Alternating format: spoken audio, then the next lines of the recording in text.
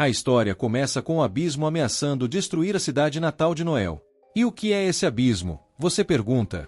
É uma floresta mágica que surge quando o ar fica tão saturado de mana que parece que alguém virou uma mangueira de água e esqueceu de desligar. Essa floresta conecta o mundo humano com o reino demoníaco chamado o Vazio. E quanto mais fundo o abismo fica, mais criaturas poderosas saem de lá, como se estivessem saindo para um happy hour no mundo humano. E adivinha? Hoje à noite, o abismo atingiu uma profundidade de 12. Sim, isso mesmo, 12. O que significa que uma criatura mortal conhecida como Lorde está prestes a fazer sua entrada triunfal. O avô de Noel, Brandon, um verdadeiro caçador de monstros, quer convocar o mais forte dos buscadores, o lendário Sobra-Morte. Ele se prepara para a batalha enquanto a ameaça se aproxima, segurando sua arma e murmurando para si mesmo que nunca imaginou que teria que usá-la de novo. Ele dá uma olhada nos preparativos e, com uma expressão de quem já viu muita coisa, ordena a Noel que fique no abrigo, dizendo que a ajuda vai chegar em breve. Mas Noel conhece bem seu avô. Sabe que a ajuda não vem, é tipo esperar um ônibus em dia de greve. Brandon está se preparando para enfrentar o Lorde sozinho e Noel percebe que seu avô está determinado a derrotar a criatura com suas próprias mãos, como um herói de filme de ação. Com toda a confiança do mundo, Brandon lembra Noel para não duvidar dele e pergunta se ele esqueceu quem é. Sobra-Morte. Um nome que causa arrepios em todo mundo, até nos demônios. Ele promete proteger Noel com sua vida, e Noel chama por ele enquanto ele se afasta. Enquanto Brandon se prepara para o combate, ele pensa em dizer a Noel que um homem nunca pode deixar ninguém olhar para ele de cima para baixo, não importa a situação. Mas, claro, Noel está lá escondido, ouvindo tudo e pensando em como a vida pode ser estranha quando seu avô é uma lenda viva prestes a ter uma luta de tirar o fôlego. Noel estava lá, escondido como um gato assustado embaixo da cama, sua mente correndo a 1000 por hora pensando em seu avô. O terror o envolvia como um cobertor de retalhos enquanto os momentos se arrastavam mais devagar que uma lesma em um dia quente. Eventualmente, não aguentando mais, Noel sai do abrigo e dá de cara com Brandon, que estava tão machucado que parecia um quebra-cabeça montado com peças faltando. Brandon, com aquele olhar de quem já viu de tudo, reflete sobre seu destino e admite que até mesmo Sobra-Morte tem seus limites. Ele dá uma de sábio e explica a Noel que esse é o caminho dos buscadores. Escolher uma vida de combate é como fazer um acordo com a morte, que sempre está lá, dando tchauzinho de longe. Apesar de estar todo ferrado, Brandon pergunta a Noel se ele ainda quer ser um CR, mesmo sabendo das encrencas que vem junto. Com o coração na mão, mas sem deixar transparecer, Noel responde com determinação. Ele diz ao avô que vai seguir o mesmo caminho e se tornar um CR, com a bravura de um super-herói. Brandon, cheio de orgulho, avisa Noel que só ser um CR não basta, ele precisa ser o mais forte. Então, como se estivesse em um comercial de motivação, ele pede que Noel prometa que vai superá-lo, até porque não dá para deixar a lenda do avô no chinelo. Noel, com a força de vontade de um lutador de MMA, jura que se tornará o CR mais forte de todos. Brandon solta uma risada cheia de orgulho e diz que ama Noel. Mas, no instante seguinte, Brandon dá sua última respirada, e Noel grita de dor, como se tivesse levado um golpe de um monstro. Agora, já se passaram 2 anos desde aquele dia fatídico, e vemos que Noel cumpriu sua promessa de se tornar um CR. Ele está no meio da ação, enfrentando monstros como se estivesse em um jogo de videogame, e dá ordens para sua equipe como um verdadeiro comandante, mostrando que está pronto para dar uma surra nos inimigos e conquistar seu lugar no panteão dos grandes.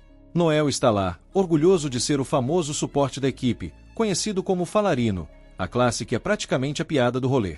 Afinal, quem não ama um bom Falarino?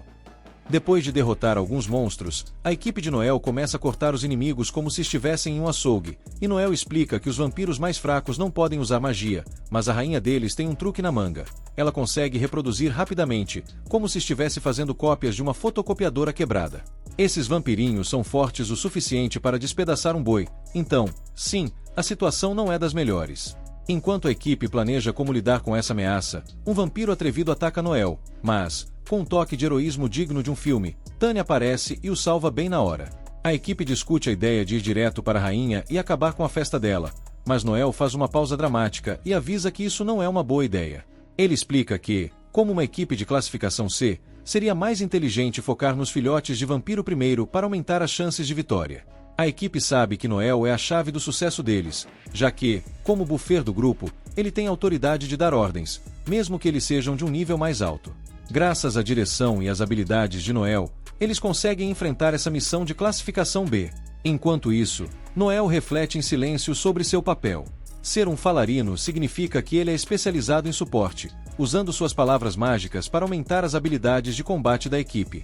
Porém, o ponto fraco é que ele mesmo não é lá essas coisas em combate e precisa depender totalmente de seus colegas. É por isso que a galera costuma zombar deles como a classe mais fraca. De repente, a rainha aparece do nada, liberando um gás venenoso que se espalha mais rápido que fofoca em um grupo de amigos. O caos está prestes a começar, e Noel e sua equipe vão precisar de toda a força e palavras de apoio que conseguirem para enfrentar essa nova ameaça. A confusão está armada, e Lloyd e Walter logo sacam que a prioridade é salvar Noel, porque, vamos combinar, sem os bufos dele, eles são mais fracos que uma gelatina em dia de calor. Tanya, como uma heroína de anime, corre junto com eles para resgatar Noel. Mas, no meio desse caos, ela acaba levando um golpe do monstro, como se tivesse se inscrito para um reality show de tortura. Sem os bufos de Noel, Lloyd e Walter se veem em apuros, e a vitória parece mais distante do que o Wi-Fi na zona rural. Desesperados, a equipe começa a implorar para Noel dar ordens. Ei, você é o falarino aqui, lembra? A raiva começa a subir dentro de Noel, que fica tão indignado que poderia causar um terremoto. Ele puxa sua arma, pronto para mostrar ao time que um falarino também sabe dar uma surra. Com seu talento de falarino, ele ativa sua habilidade tática, dando ordens que vão aumentar as capacidades dos membros em 25%. É como se ele estivesse distribuindo superpoderes em uma festa. Noel manda sua equipe, que parece ter um pouco de dificuldade em entender o básico, evitar um ataque e, em seguida, usa sua voz de batalha mágica para aumentar a velocidade de recuperação da estamina e da vida da galera. Ele instrui Tanya a lançar uma barreira sobre Lloyd e Walter, que estão prontos para entrar na luta e transformar aquele monstro em purê. Mas, como se as coisas não pudessem ficar mais loucas, eles percebem que mais monstros estão se aproximando, como se estivessem em uma convenção de criaturas malvadas. Tanya começa a entrar em pânico, e Noel, com a paciência de um professor de jardim de infância, usa sua habilidade pura de suporte para estabilizar a mente dela, como se estivesse tentando acalmar um gato enfurecido. Com um olhar determinado, Noel define um cronômetro de 74 segundos, como se estivesse preparando a grande jogada de um filme de ação, e declara que ele vai dar conta do recado. É hora de ver como um falarino pode brilhar no meio do caos e provar que, mesmo sendo a classe mais ridicularizada, ele pode se tornar a verdadeira estrela do show. Noel continua liderando a equipe como maestro de um show de rock, focando na matança dos pequenos monstros para que os outros possam se concentrar na estrela principal. Ele não para de instruir cada um sobre cada movimento, como se estivesse dando uma aula de dança, e diz para eles se prepararem para seu ataque mais poderoso. Enquanto isso, Noel usa suas habilidades de falarino para deixar todos os pequenos monstros atordoados, como se tivesse jogado uma bomba de confete. Agora, é hora de sacar sua arma mágica, a única que um falarino pode contar, sua pistola de gelo. Ele dispara um tiro de gelo para congelar os demônios, mas, como se tivesse sido abduzido por uma nave alienígena, um deles consegue escapar. E para complicar ainda mais, Noel só tem uma bala restante 43 segundos no cronômetro. Ele calcula que a besta vai chegar até ele em 23 segundos, o que significa que ele tem exatamente tempo suficiente para gritar para os amigos atacarem a estrela do show. Ele consegue passar a mensagem justo antes da besta atacar, e seus companheiros, que às vezes parecem ter o cérebro de um queijo suíço, soltam seu ataque. Tanya fica boquiaberta, não acredita que conseguiram vencer, mas seu sorriso desaparece quando ela percebe que Noel foi atingido. Mas, calma lá, não é bem isso que parece. Na verdade, Noel estava mais esperto que uma raposa. Ele desviou na hora certa, calculando com maestria que os filhotes de vampiro ficariam paralisados assim que a rainha caísse. A batalha termina exatamente como Noel previu, com a missão completada em 74 segundos. Seus colegas, impressionados, mas sempre prontos para uma piada, começam a provocar Noel sobre sua confiança excessiva e seu timing arriscado. Quem diria que um falarino poderia ser tão ousado? Eles brincam. E Noel, com um sorriso orgulhoso, se pergunta como pode ser o herói da história mesmo sendo suporte, porque no fundo, ele sabe que a verdadeira força vem de ser o falarino mais habilidoso do mundo. Noel, em um momento de nostalgia, se lembra de seu avô. Quando era criança, ele estava bem chateado por ser um falarino e sonhava em ser um guerreiro, igualzinho ao avô. O velho Brandon, como mestre Zen, o acalmou, prometendo que o talento dele ia brilhar mais que a luz do sol e que ajudaria Noel a se tornar o ser mais forte de todos os tempos. Avançando para o presente, Noel reafirma silenciosamente sua missão de superar o avô, mesmo sendo um falarino, a classe que a maioria das pessoas considera mais fraca que um pão amanhecido. Em seguida, Noel explica que R, a capital do Império Van, é uma verdadeira usina de magia e tecnologia, tudo isso graças à pesquisa sobre as bestas. A cidade depende dos Seekers para protegê-la do abismo, e eles são tratados como heróis, quase como estrelas de rock, mas com mais armas e menos groupies. Depois de um dia intenso, a equipe se reúne para um banquete digno de nobres. Enquanto saboreiam a comida, Noel reflete sobre como, aos 15 anos, começou a procurar companheiros em RR, porque, vamos lá, como um falarino, ele não poderia sair por aí lutando sozinho. Walter, todo orgulhoso com a recompensa de $5.000 que ganharam, começa a falar sobre o progresso da equipe. Enquanto isso, Tanya e Lloyd sonham alto, sonhando em alcançar patamares maiores. Mas Noel, no seu canto, pensa que a equipe poderia se beneficiar de um explorador. Por ora, no entanto, ele se concentra em ganhar experiência com seu time atual. A conversa toma um rumo inusitado quando Walter, já um pouco alto, pergunta a Noel se ele está chateado com a recompensa. Ele não perde a oportunidade e começa a tirar sarro de Noel por se preocupar demais com dinheiro, afirmando que um CR deveria ser mais desapegado, como se estivesse falando sobre uma nova dieta de eliminação de calorias. Relaxa, Noel. O dinheiro é só um detalhe. Walter ri, enquanto Noel tenta não revirar os olhos, pensando que, na verdade, cada centavo conta quando você é um falarino tentando provar que pode ser mais do que apenas palavras. As palavras generosas de Walter sobre dinheiro acionam uma memória em Noel, fazendo lembrar algo que seu avô lhe disse uma vez. O velho Brandon, com seu jeito sábio e um toque de malícia, explicou que os Seekers precisam priorizar a grana para comprar os melhores equipamentos e suprimentos para a sobrevivência. Na verdade, ser chamado de ganancioso ou maligno é mais um sinal de sucesso do que de vergonha. O famoso Overdef ensinou a Noel que ele nunca deveria deixar os outros o menosprezarem, não importa o que pensassem. Voltando ao presente, Noel tenta insistir que não está chateado, mas Walter não se contenta e continua a criticar. A situação rapidamente vira um jogo de ping-pong verbal, onde Noel não perde a chance de tirar sarro da dependência de Walter da idade para ter autoridade. A experiência e a sabedoria vêm com a idade, ele debocha, mas a habilidade é tudo que importa para um CR. Walter fica furioso e começa a reclamar que Noel fica seguro na batalha enquanto os outros arriscam suas peles. Olha só, eu coloco minha vida em risco para proteger todos vocês, ele grita, como se estivesse em uma competição de quem tem a vida mais emocionante.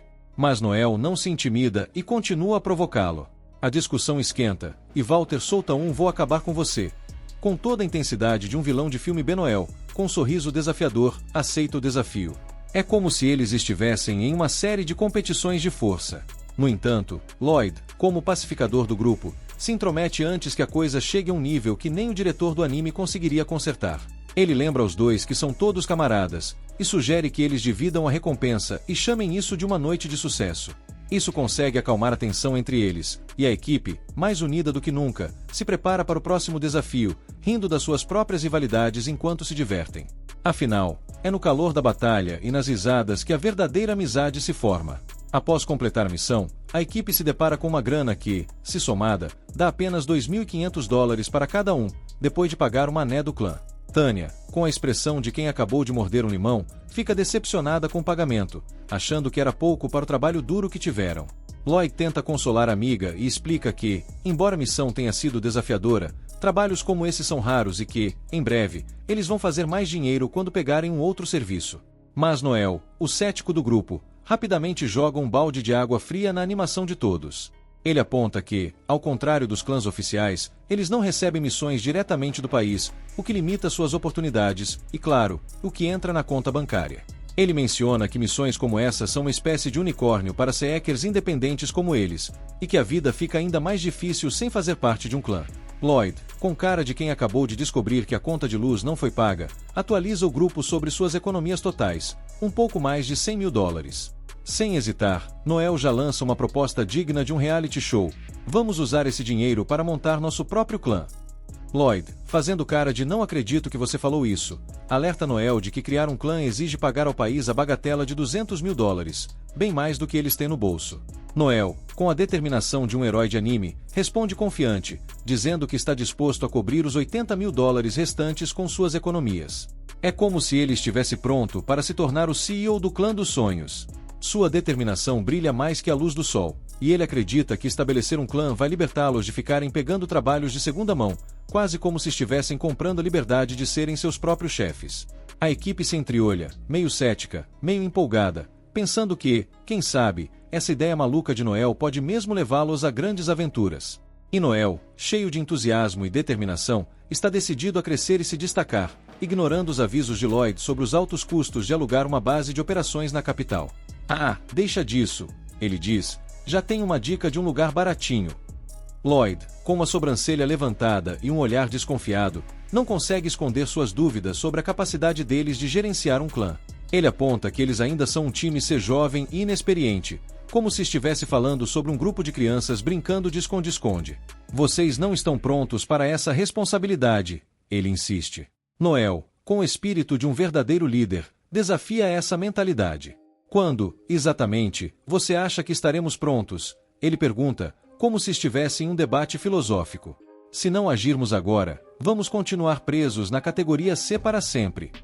Ele defende que a experiência vem da prática, e não de ficar esperando um sinal divino de que estão prontos. Mas Lloyd, o voz da razão, ainda não está convencido.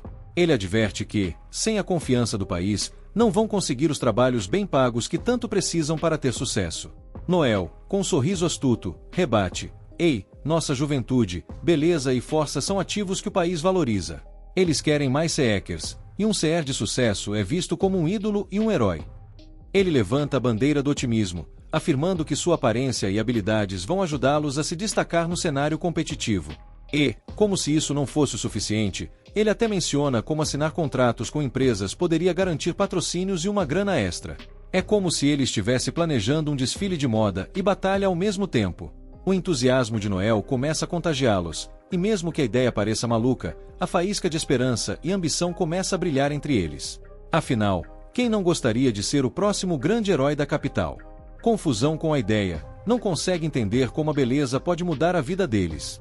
Walter, ainda em choque, arregala os olhos, pensando que ser bonitão poderia fazer com que o país os tratasse melhor.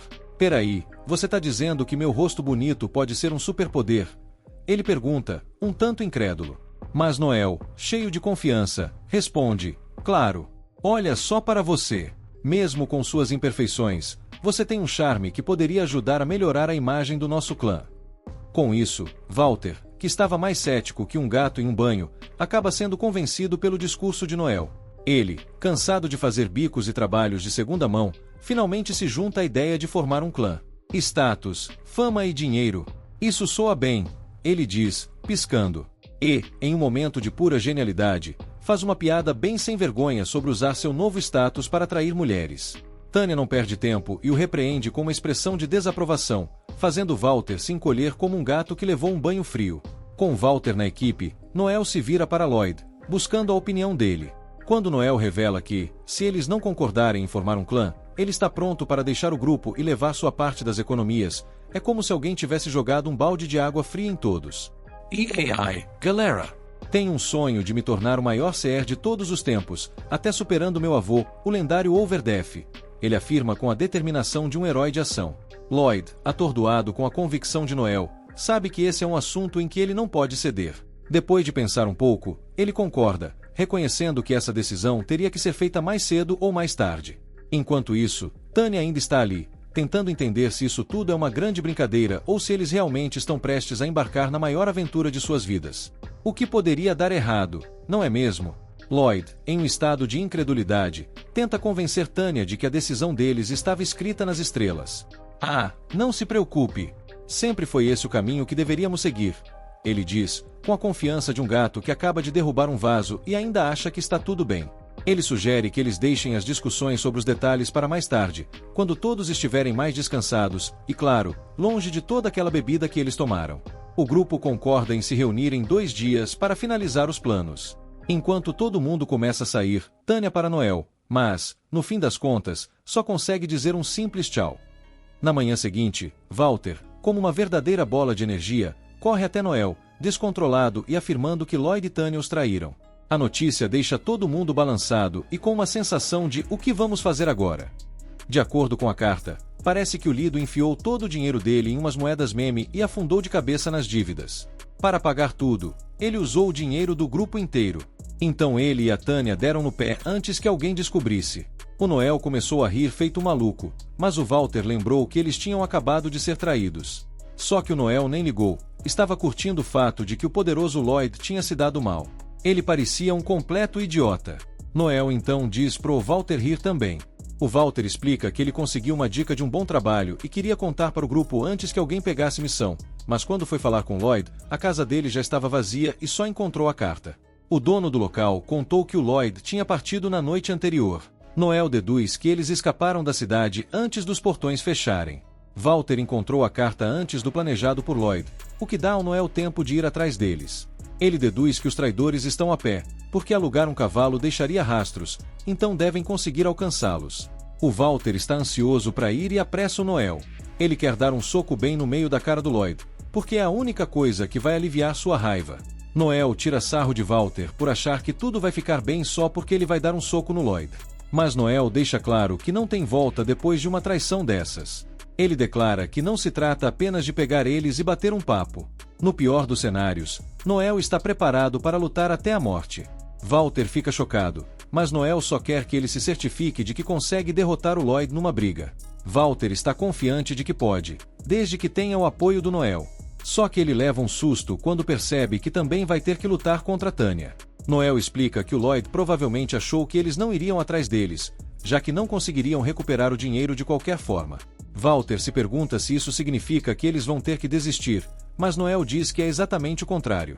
Noel tem um lema: retribuir amigos e inimigos 1000 vezes mais. Então, Noel manda Walter se equipar, e Walter fica intrigado, se perguntando por que eles foram parar no clube dos orcs. Noel não responde, só chama Walter de completo idiota, mas também de um excelente guerreiro. O ponto de Noel é que cada um tem sua área de expertise, então Walter precisa deixar o planejamento com ele. Ao entrar, Walter fica chocado quando Noel anuncia para todo mundo no clube que seu grupo foi traído. Ele declara que quer que os traidores sejam encontrados e capturados, então oferece uma recompensa de $220 mil. Walter fica se perguntando por que o Noel tinha que contar para todo mundo, mas Noel explica que faz parte do plano dele. Um grupo se prontifica a aceitar a oferta, e Noel garante que vai pagar se eles tiverem sucesso. Ele passa os detalhes, e o Furry com seu grupo saem correndo para caçar os traidores. O clube esvazia rapidamente, com todo mundo querendo pegar o trabalho, e Noel começa a pensar se cometeu algum erro. Nesse momento, um cara se aproxima pedindo para falar com ele, e Noel logo percebe que seu plano funcionou. Acontece que esse cara viu o Lloyd e a Tânia quando estava voltando de um trabalho. Walter exige saber onde eles estão, mas o sujeito se recusa a falar sem receber algum dinheiro primeiro. Noel, sem perder tempo, oferece apenas metade da recompensa, já que o cara claramente não tem capacidade de pegar os traidores sozinho. O sujeito tenta negociar por mais grana, mas Noel não cede nem um centavo e até ameaça ir embora. Ele já analisou o cara e sabe que ele não está em posição de recusar dinheiro fácil. Pressionado, o sujeito cede e conta mais: os traidores estão indo. Noel instrui Walter a esperar no portão com o sujeito e o grupo dele, enquanto Noel tem outros assuntos para resolver primeiro. Mas ele não conta para Walter o que é. Depois de um tempo, Noel está pronto para ir, e Walter se pergunta se Noel realmente consegue derrotar Lloyd e Tânia. Sem hesitar, Noel responde que sim, e que não vai mostrar nenhuma piedade, nem que isso signifique acabar com as vidas deles. Surpreendentemente, Noel explica que ele pensa em tudo, e que já tinha um plano reserva caso fosse traído por algum aliado. Walter fica chocado ao perceber que isso significa que Noel nunca confiou totalmente neles, mesmo sendo amigos próximos. Noel explica que confiar em alguém não significa ter fé cega. Ser crítico sobre em quem confiar é o básico para montar qualquer grupo. Walter está pronto para ir, mas Noel percebe que ele ainda está mole. Walter não está tão comprometido quanto parece, e Noel prevê que o que está prestes a acontecer vai ser muito doloroso para ele. Enquanto isso, vemos os traidores. Lloyd garante a Tânia que Noel não vai atrás deles, pois sabe que não tem como recuperar o dinheiro. Mas eles ficam, é claro, chocados quando Noel aparece bem atrás deles. Os outros saem do esconderijo, e Noel usa seu poder da conversa para impedir os traidores de se mexerem, declarando que esse golpe se chama uivo paralisante. Ele ainda cutuca, dizendo que Lloyd estava sendo descuidado demais. Walter, furioso, exige respostas, mas Noel o acalma e começa a fazer suas próprias perguntas de forma tranquila. Isso leva a conclusões próprias, e Lloyd fica chocado quando Noel deduz que a história do investimento era uma grande mentira. Na verdade, Lloyd estava viciado em apostas, perdeu feio e afundou em dívidas com pessoas suspeitas. Lloyd começa a se desculpar quando a verdade finalmente vem à tona, mas Walter perde a cabeça e lembra Lloyd que eles arriscaram suas vidas inúmeras vezes por aquele dinheiro. O viciado em apostas rebate e aponta que nenhum deles faz ideia de como é difícil ser o líder. Todos jogam o peso da liderança nas costas dele, mas também querem os privilégios quando lhes convém. Lloyd continua se defendendo, mas Noel logo cala a boca dele. Ele aponta que foi o próprio Lloyd que quis ser o líder desde o começo, então não pode reclamar agora de como é difícil. Noel faz ele pagar pelos erros, e Lloyd implora para que ele pare. Todos ficam horrorizados enquanto Noel continua a espancar Lloyd sem piedade, declarando que ele pode se desculpar depois de levar mais 1000 golpes. Tanya implora para que Noel pare de chutar Lloyd, mas fica apavorada quando Noel, sem piedade, se pergunta se ela quer ser chutada também. Noel não discrimina mulheres, e quando se trata de punição, ele não vai pegar leve. Ele não quer ouvir nenhuma desculpa e usa seu poder da conversa para forçar Tanya a confessar que estava envolvida nas apostas com Lloyd. Ela admite ter usado também o dinheiro do grupo, mas joga toda a culpa em cima do Lloyd. Tanya também é uma viciada em jogos e diz que eles poderiam ter ganhado muito dinheiro se Lloyd a tivesse deixado apostar mais. A habilidade de Noel, chamada confessar, força a pessoa a dizer a verdade, e quando ele libera a mente de Tanya, ela fica furiosa. Ela aponta que é ilegal usar habilidades de controle mental para ganho pessoal, e que Noel poderia ir para a cadeia por isso. Noel concorda que isso geralmente é verdade, mas lembra que Lloyd e Tanya são criminosos que desviaram fundos do grupo. A lei imperial permite o uso de habilidades de controle mental quando é para fazer criminosos confessarem seus crimes.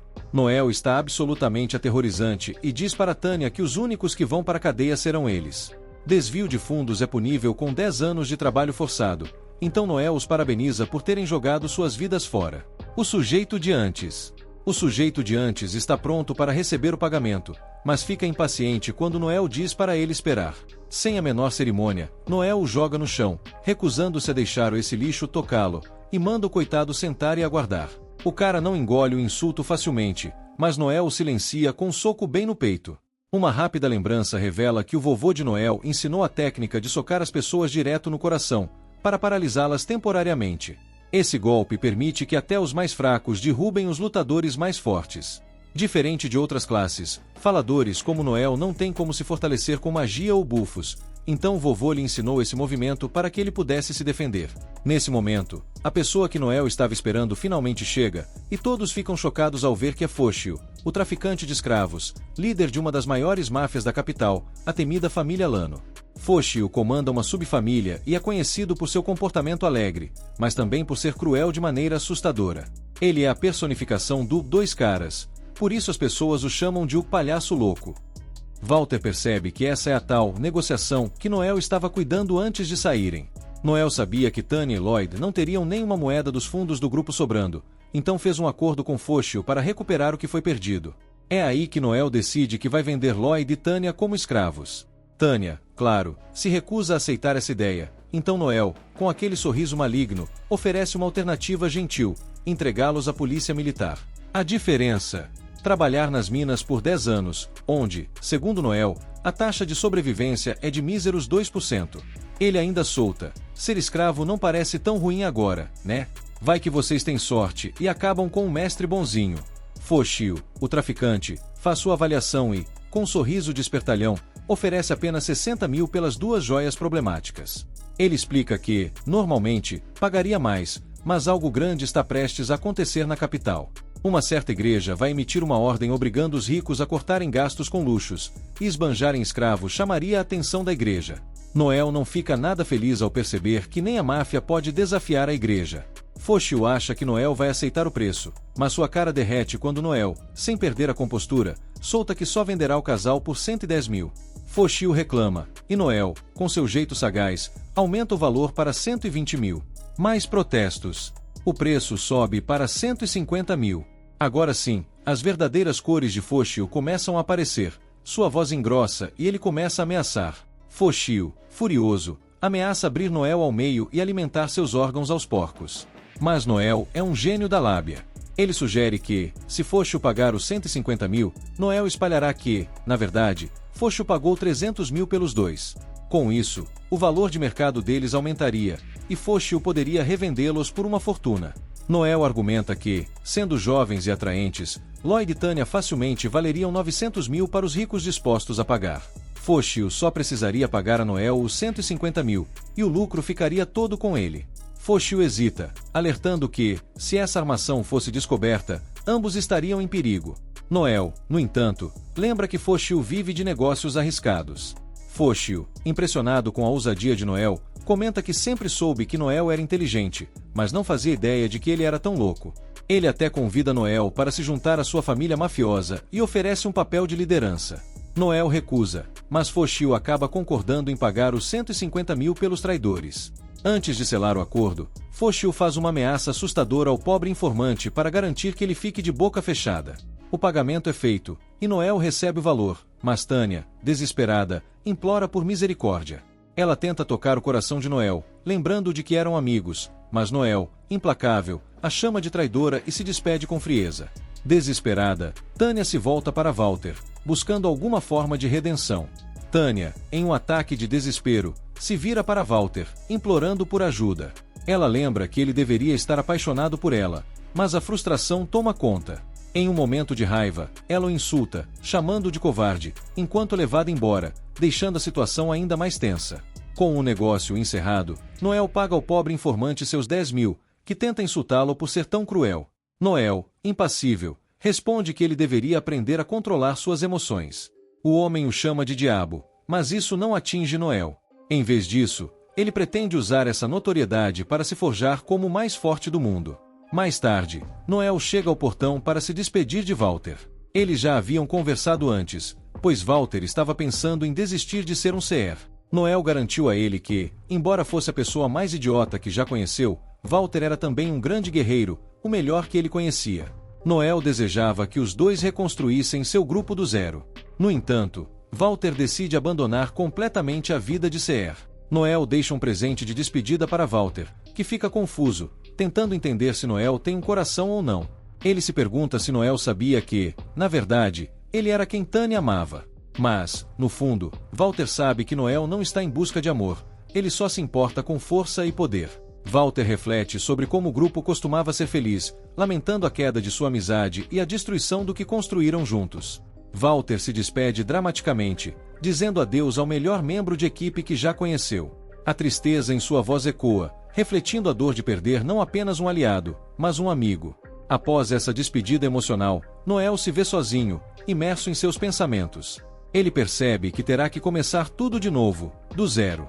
Enquanto observa o ambiente, seus olhos caem sobre algumas peles de serpente próximas.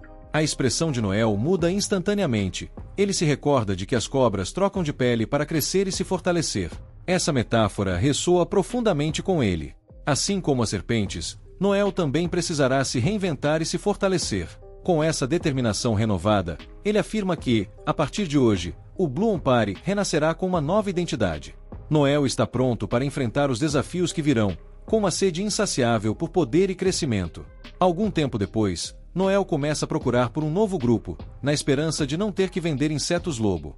Nosso herói, Wolf, logo aparece apontando o óbvio: Talkers não conseguem lutar sozinhos. Ele quer que Noel se junte ao seu grupo. O grupo de Wolf se chama Mordida Relâmpago, e eles até têm bastante potencial como uma equipe iniciante de Rank C. Leissa, uma das membros, manda Wolf parar de encher o saco de Noel, afirmando que ele vai ser rejeitado, assim como todas as garotas fizeram com ele por toda a vida. Mas, para surpresa geral da nação, Noel concorda em se juntar. Só que tem uma condição. E lá vai Wolf se achando o grande negociador, já batendo no peito. Só que, infelizmente para o nosso lobinho peludo, Noel só vai entrar se puder ser o líder. A equipe de Wolf não vê problema nisso. Na verdade, eles até comentam que Noel é bem mais inteligente que o próprio Wolf. Ele até meio que concorda, mas, poxa, dar o controle do grupo que ele começou. A situação estava assim, até que, do nada, uma garota aparece do além e assusta todo mundo.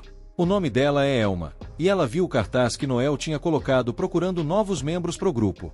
Noel logo explica que mineiros não podem ser exploradores, mas Elma responde que já é uma adulta de 21 anos, bem crescida, e ainda é 5 anos mais velha que Noel. Os membros da Mordida Relâmpago fazem algumas perguntas básicas para ela, e Elma responde tudo rapidinho, como se fosse uma enciclopédia ambulante. Mas Noel, claro, vai direto ao ponto e faz perguntas sérias. Ele descobre que Elma é uma exploradora Rank C. Ele logo percebe que ela pode ser útil, porque exploradores conseguem detectar perigo enquanto vasculham os abismos. Curioso, Noel quer saber o motivo de Elma querer ser uma exploradora, mas, para sua surpresa, ela não quer ser uma. A única coisa que interessa para ela é Noel, o neto do famigerado Overdeath. Elma nem conhece o Overdeath, mas seu avô já lutou contra ele uma vez, e perdeu o braço. Noel pensa que ela veio em busca de vingança, mas, na verdade, ela só queria ver que tipo de explorador ele era. Noel até se desculpa pelo avô ter arrancado um braço do avô dela, mas Elma diz que não é necessário. Ela revela que o nome do avô dela é Alor. Quando o nome é dito, um arrepio percorre a espinha de todos no bar. Isso porque existe uma sociedade secreta chamada Sociedade dos Assassinos, que apaga qualquer um, pelo preço certo. E adivinha quem é o líder? Exatamente, Alor, o lendário assassino. Então, um cara aleatório no bar acusa Elma de estar mentindo e diz para Wolf que ela está no bar errado. Esse é um bar de exploradores, e não de assassinos. No bar, existe uma regra não escrita que diz que você precisa ser de um certo rank para entrar. E, claro, sempre tem aquele cara chato que adora ser o xerife da parada. Ele diz que novatos como Elma não são permitidos ali, e que é tradição dar uma surra em quem quebra as regras. Noel tenta explicar como funciona o rank dos exploradores, mas Elma corta logo e decide: ah, então só preciso espancar o macacão ali para provar que eu pertenço aqui, né? Os outros ficam preocupados com Elma por ter coragem de falar assim com o cara grandalhão, mas Noel, todo confiante, parece estar apostando alto nas habilidades dela. O tal Brutamontes, que atende pelo nome de Logan, tenta atacar Elma. Mas, em um piscar de olhos, ela vira o jogo e desmonta o cara com facilidade. Todo mundo fica de queixo caído. Noel, sem perder tempo, contrata Elma para o seu grupo na hora. Elma, com fome depois da brincadeira, recebe um pãozinho frito de Noel para matar a fome. Enquanto ela mastiga feliz, Noel pensa consigo mesmo: bom, acho que ela é mesmo a neta do Alor. Ele tinha suas dúvidas no início, já que ela dizia ser parente de um assassino lendário, mas, bem, ela acabou de provar isso na prática. Por outro lado, Elma nunca teve dúvidas de que Noel era mesmo neto de Overdeath. Ela vê nos olhos dele que ele faria qualquer coisa para vencer. Ela conta que Alor faleceu recentemente, mas sempre avisou a neta para nunca lutar contra Overdeath. Elma vinha treinando nas montanhas para se tornar uma assassina, mas ainda não tinha subido para o rank B. Porém, ela diz que já atende a todos os requisitos. Elma tentou entrar na Sociedade dos Assassinos, mas algo deu errado. Em um flashback, vemos que ela ficou decepcionada ao ver que seu oponente no exame era um cara com cara de pamonha. Ofendido, o sujeito quis mostrar para Elma do que um verdadeiro assassino era capaz. Coitado, o cara não teve a menor chance. Elma fez dele gato e sapato, até que ele implorou para que parassem o exame. Elma, impiedosa, declarou que seu avô, Alor, sempre dizia que apenas os fortes sobrevivem na Sociedade dos Assassinos, e os fracos são sacrificados ao deus do submundo. O pobre coitado tentou explicar que isso era coisa do passado e que a sociedade não funcionava mais assim. Mas Elma, claro, não estava nem aí. Ela estava pronta para acabar com o infeliz quando foi interrompida pelo novo líder da sociedade, chamado Sion. Elma foi barrada na porta. Disseram que ela tinha habilidade, mas que não se encaixava no perfil. Afinal, não precisavam de assassinos à moda antiga, já que a sociedade estava seguindo por outro caminho. Antes um grupo secreto, agora eles tinham novos planos.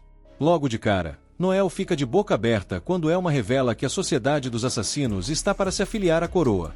Isso quer dizer que eles vão virar uma organização legítima, com escritórios e tudo mais. E o melhor, em vez de dar cabo de gente por contratos, agora o foco será espionagem. Que plot twist, hein? Elma, com aquela cara de UPS, se lembra que isso era um segredo. Agora Noel está bolando teorias da conspiração, achando que a sociedade vai mandar assassinos atrás dele para calar a boca. Mas Elma, cheia de confiança, diz que vai agir como sua irmãzona e protegê-lo. Noel, rápido no gatilho, corta essa ideia na hora. Irmãzona, onde? Enquanto eles continuam a jornada, Noel começa a dar uma aula de bufos. Ele explica que existem vários tipos. Um dos mais poderosos é o Assault Command, uma habilidade de Talker que pode acabar com uma luta em um golpe só. Mas, claro, tem um porém: se usado na hora errada, dá ruim e feio. Por isso, os buffers têm que estar super atentos a tudo o que está rolando no campo de batalha. A verdadeira função de um buffer é controlar o fluxo da luta, como se fosse um maestro. Mas tem um detalhe importante: buffers não podem se bufar e, sinceramente, nem foram feitos para lutar. Elma, porém, sabe que Noel é diferente, e ele concorda. É só por isso que ele conseguiu sobreviver até hoje. Finalmente, eles chegam ao destino, e Noel tem uma missão para Elma: capturar um monstro. Ele quer testar suas habilidades e dá logo a tarefa de pegar um coelho assassino. Mas, claro, só depois de ele bufá-la. Elma, toda cheia de si, diz que não precisa de buff nenhum. Noel, com aquele sorrisinho de quem sabe das coisas, diz que ela está subestimando a parada. Ele explica que as pessoas acham que buff só serve para facilitar a vida, mas, na verdade, usar habilidades de buff é uma arte, e uma arte perigosa, se mal usada. Para dar um exemplo, Noel fala sobre uma habilidade de Scout chamada Excel, que dobra a velocidade.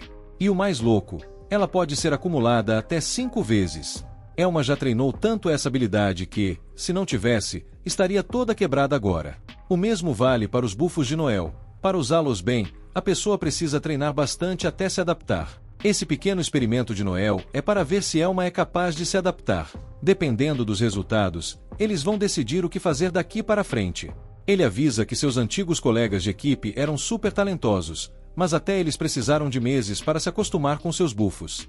Mas Elma, sem se preocupar, manda um: fica tranquilo, vai dar tudo certo. Depois de determinar quantos coelhos assassinos estão na área, Noel finalmente bufa Elma com Battle Voice e Tactician, e o teste começa. Elma fica maravilhada com a energia que sente percorrendo seu corpo. Noel, cheio de si, explica que todos os status dela serão aprimorados enquanto ela seguir suas instruções.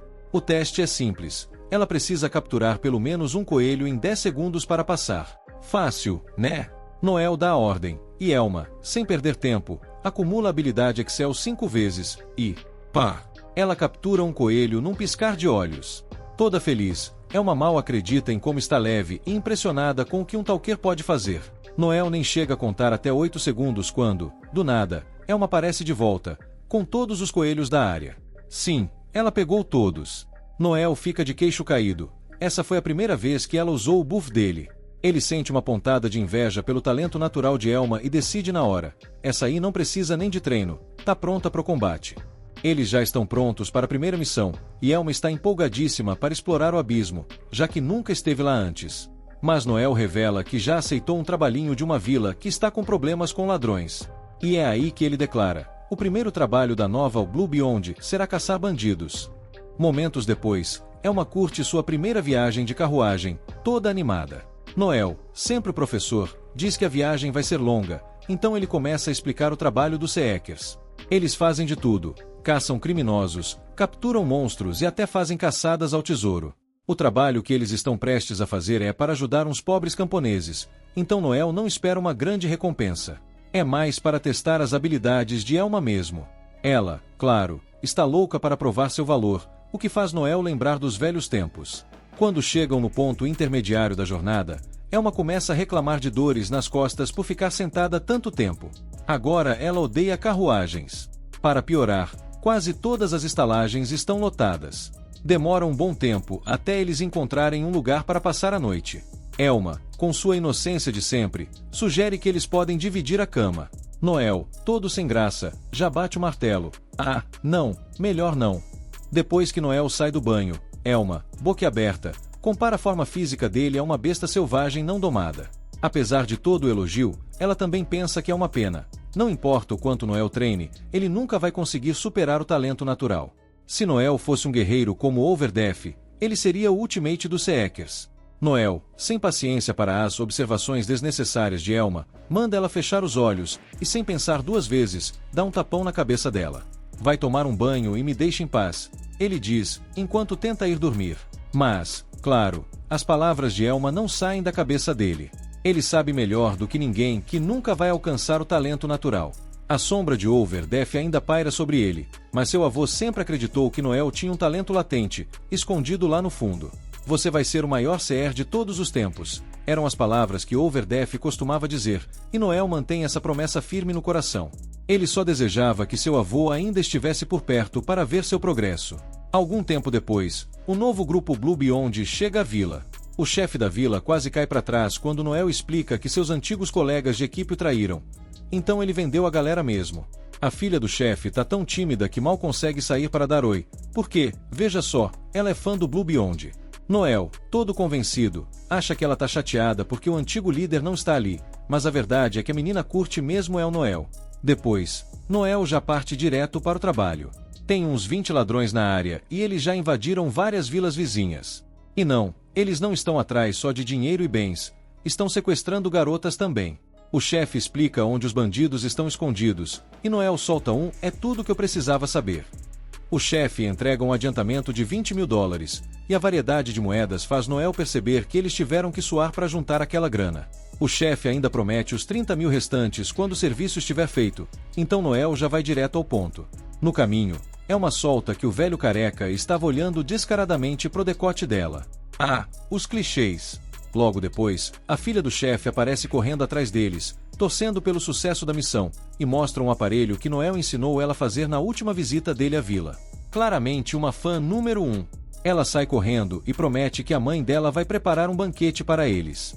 Elma não perde a chance de zoar Noel, dizendo que a menina tá apaixonada por ele. Noel responde na lata, dizendo que Elma tem toda a massa no peito e nada no cérebro. Quando eles finalmente chegam no esconderijo dos ladrões, Noel se pergunta por que diabos o chefe disse que só havia 20 deles. Tem pelo menos o dobro. E não tem como um simples andarilho reunir uma galera tão grande assim.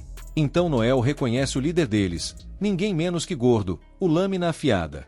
A cabeça dele tá valendo uma recompensa de $200 mil e ele é um bandidão de rank B. Elma se garante e diz que consegue acabar com ele sozinha. Mas a coisa pode ficar feia se todos os ladrões resolverem pular na briga. Elma fica chocada quando Noel diz que dá conta do resto sozinho.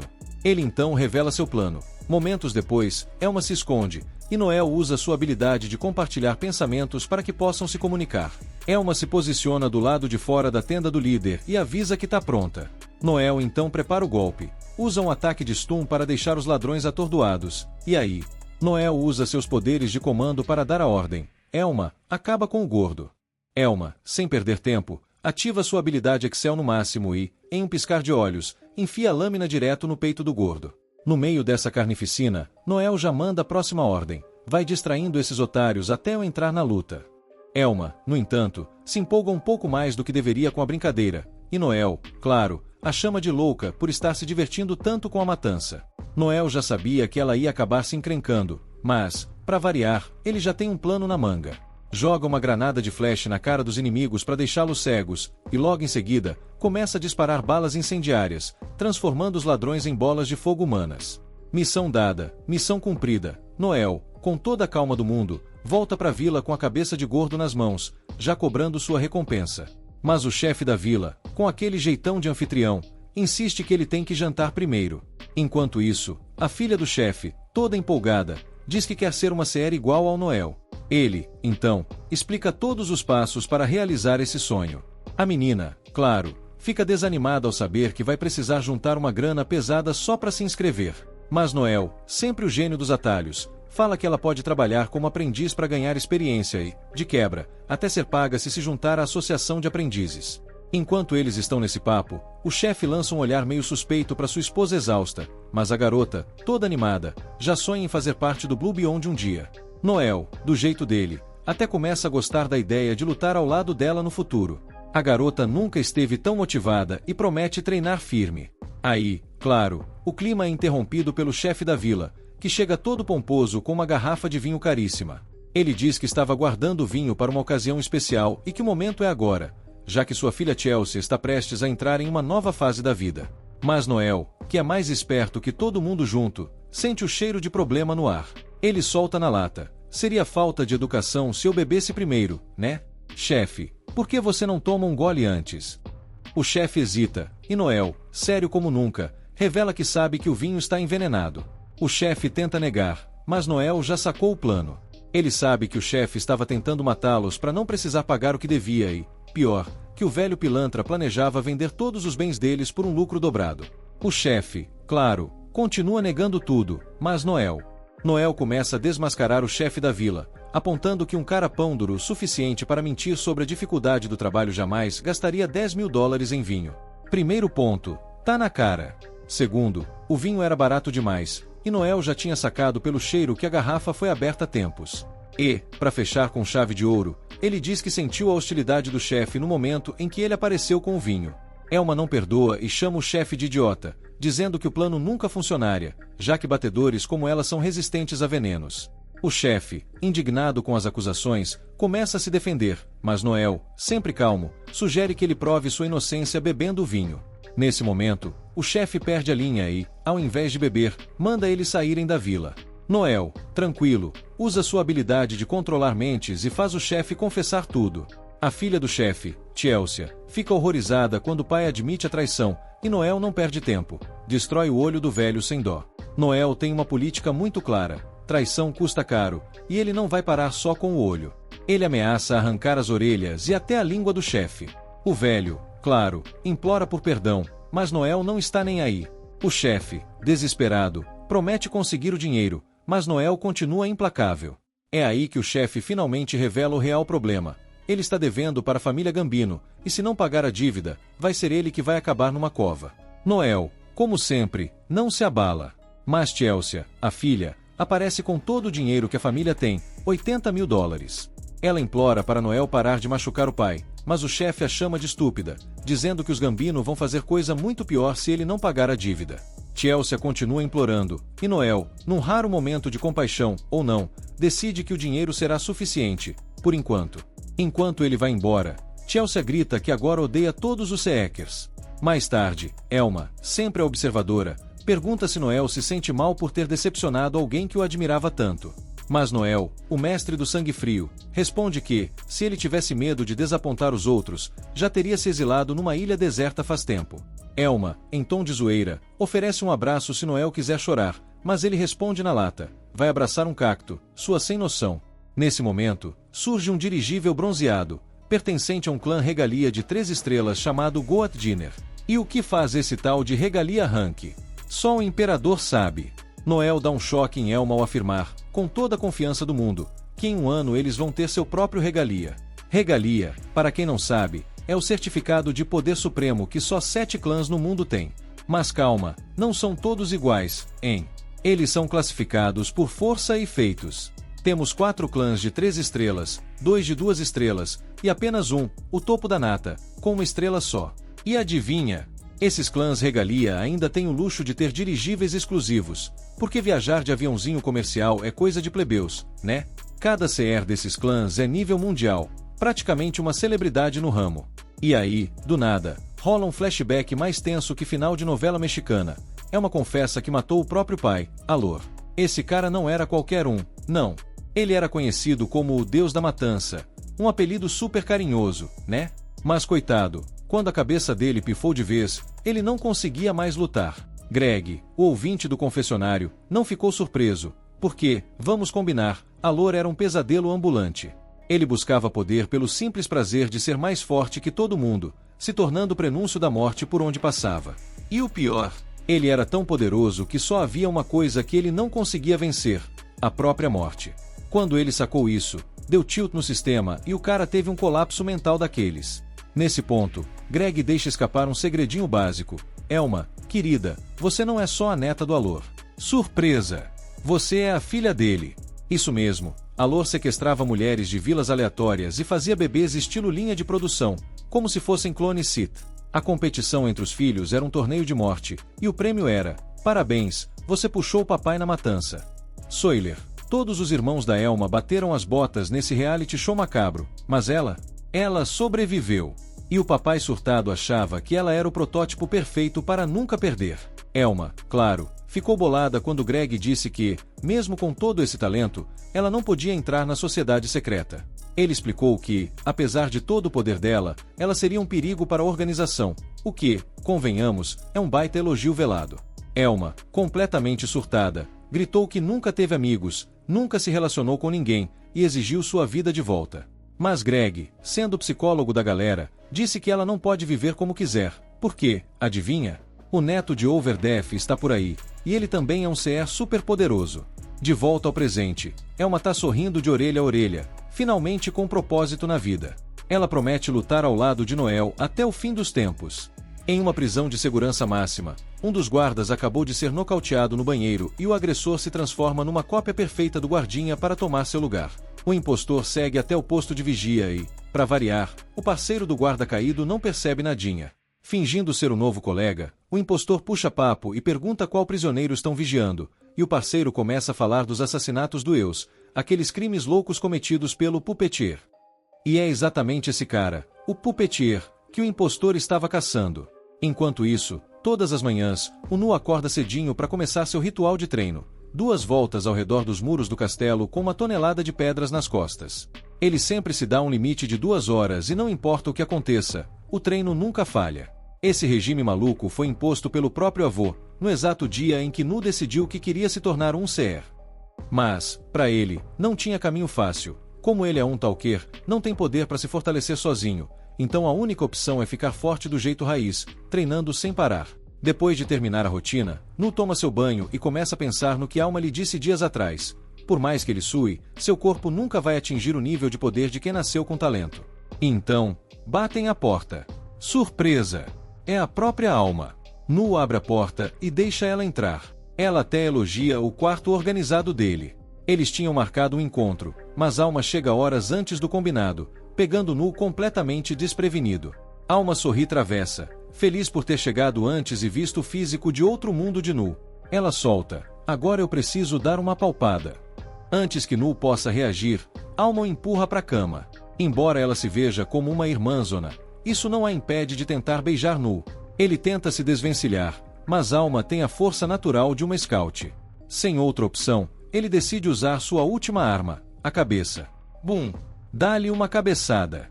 Depois de alguns segundos de choque, Alma percebe que talvez tenha exagerado um pouco, mas ainda acha que Nu não precisava ter dado uma cabeçada nela. No entanto, Nu acredita que foi uma reação perfeitamente justa, já que, afinal, ela que começou a brincadeira. Mesmo assim, Alma não desiste, ela ainda quer um pouco mais de atenção de Nu. Alma agarra o braço de Nu e, com a maior cara de pau, declara que agora estão em um encontro. Nu já está cansado dessas palhaçadas dela, então resolve entrar na brincadeira. Primeiro destino do dia: o Salão da Guilda dos Avaliadores. Os avaliadores são uma classe especial de gnomos, e tudo o que fazem da vida é, basicamente, avaliar coisas. Ao chegarem na tal guilda, enquanto esperam a vez, Nu pergunta para Alma o que ela vai fazer a seguir. Afinal, ela já tem a marca de qualificação no peito, que aparece automaticamente quando alguém está apto para subir de rank. Nu quer saber se ela ainda pretende virar uma assassina. Alma, meio indecisa, pergunta o que ele acha disso, mas ele também não tem certeza. Claro, virar uma assassina ajudaria muito no combate, mas Nu não quer se precipitar, evitando habilidades repetitivas para quando eles recrutarem novos membros. Nesse momento, Alma fica meio enciumada, porque nem sabia que Nu planejava trazer mais gente para a equipe. Nu, então, explica que é um absurdo eles irem pro abismo com apenas 2 membros. Ele só quer que Alma passe na avaliação para entender quais são as habilidades poderosas dela e planejar melhor. Depois da avaliação, Nu e Alma partem para a próxima parada, uma loja de ferreiro, comandada por um anão. Equipamentos de qualidade trazem o verdadeiro potencial de um Seer à tona, então é essencial fazer a manutenção do arsenal regularmente. Nu cumprimenta o ferreiro, com quem parece ter uma ótima relação, e recebe uma saudação de volta. O ferreiro logo percebe Alma e deduz que ela é uma nova integrante do time. Ele começa a avaliar que equipamento seria bom para ela, mas aí, ele se distrai com os atributos frontais da Alma. Depois desse pequeno incidente, Nu leva a Alma para uma loja de livros de habilidades, para que ela possa escolher uns guias úteis. Ele fala com a dona da loja e pede que ela ajude a Alma a escolher habilidades que combinem com ela enquanto ele dá uma saída. Alma pergunta onde ele vai, e Nu explica que a loja só vende livros de habilidades para Souls, então ele precisa ir até outra loja buscar livros de habilidades para Talkers. Antes de sair, Nu se vira e lembra a Alma que o orçamento dela é de no máximo 1 milhão, e, em hipótese alguma, ela deve gastar mais que isso. Alma, com um suspiro, concorda com a regra do Nu. Assim que Alma fica sozinha, ela não perde tempo e compra um ursão de pelúcia gigante. Quando Nu descobre, ele fica furioso, com ela por torrar o dinheiro e consigo mesmo por ter acreditado que ela ia resistir. Mas Alma se defende, dizendo que não desperdiçou tudo. Ela conseguiu um livro de habilidade ótimo chamado Armadura Perfurante, que permite cortar pela metade a defesa dos oponentes. Esse livro custou 800 mil, e ela usou o resto do dinheiro no ursão. Afinal, já que Nu não deixa mais ela abraçá-lo, o ursinho ia quebrar o galho. Para ela, essa foi uma ida às compras bastante produtiva. Alma percebe então que Nu não comprou nada para ele mesmo e pergunta por quê. Ele explica que o livro de habilidade que ele queria estava muito acima do orçamento. Era um livro de exorcismo, que permite exterminar monstros mortos-vivos num piscar de olhos, mas o valor? 30 milhões. Nu nem consegue imaginar como pagar isso. No meio dessa conversa, Nu vê alguém passando e diz para Alma começar a comer sem ele. Ele segue o sujeito até um beco, e quando estão a sós, o homem se revela. É Loki, o metamorfo que invadiu a prisão. Nu contratou Loki para investigar o tal marionetista, prisioneiro perigoso, e Loki não decepcionou, entrega o relatório, mas antes pergunta se Nu tem certeza de querer recrutar esse sujeito. Afinal, ele já causou um caos na capital com seus poderes. Mas é exatamente por isso que Nu quer ele no time. Além disso, Nu está convencido de que o marionetista foi incriminado, por isso contratou Loki, para reunir provas de sua inocência. Loki entende o plano, mas ainda acha meio estranho ouvir alguém que já vendeu seus ex-companheiros como escravos agora falar em resgatar um condenado à morte. Nu, com aquele sorriso de quem adora uma contradição, até se orgulha de ser imprevisível assim. Depois de checar o relatório, ele elogia o trabalho de Loki, que se gaba de que, para alguém com sua classe de imitador, infiltrá-lo em qualquer lugar é brincadeira. Nu paga o trabalho, satisfeito com o resultado. Nu paga Loki pelo serviço e pede para ele continuar investigando, mas Loki, todo misterioso, diz que tem um brinde de informação para ele. A novidade: tem uma droga nova rolando por aí, bem mais potente que qualquer coisa no mercado. Só que o efeito colateral é uma fúria incontrolável, e os índices de violência na região já subiram nas alturas. Nu fica imaginando quem seria maluco o suficiente para vender um troço desses, afinal, a família Luciano não deixaria barato, exceto que, surpresa, quem está vendendo é uma subdivisão da própria família Luciano. O território é controlado pelos Gambino, cujo líder, Albert Gambino, é uma peça rara, o tipo de cara que vê o caos como parte do charme local. Enquanto isso, Alma está descontando sua frustração na comida, já que Nu sumiu e a deixou plantada. Só que, nesse meio tempo, um velho amigo dela aparece e a conversa flui bem demais. Já Nu, do outro lado da cidade, passa pelo território dos Gambino e se decepciona com o estado do lugar. O antigo líder dos Gambino era um homem respeitável, até Finoshi o respeitava ele.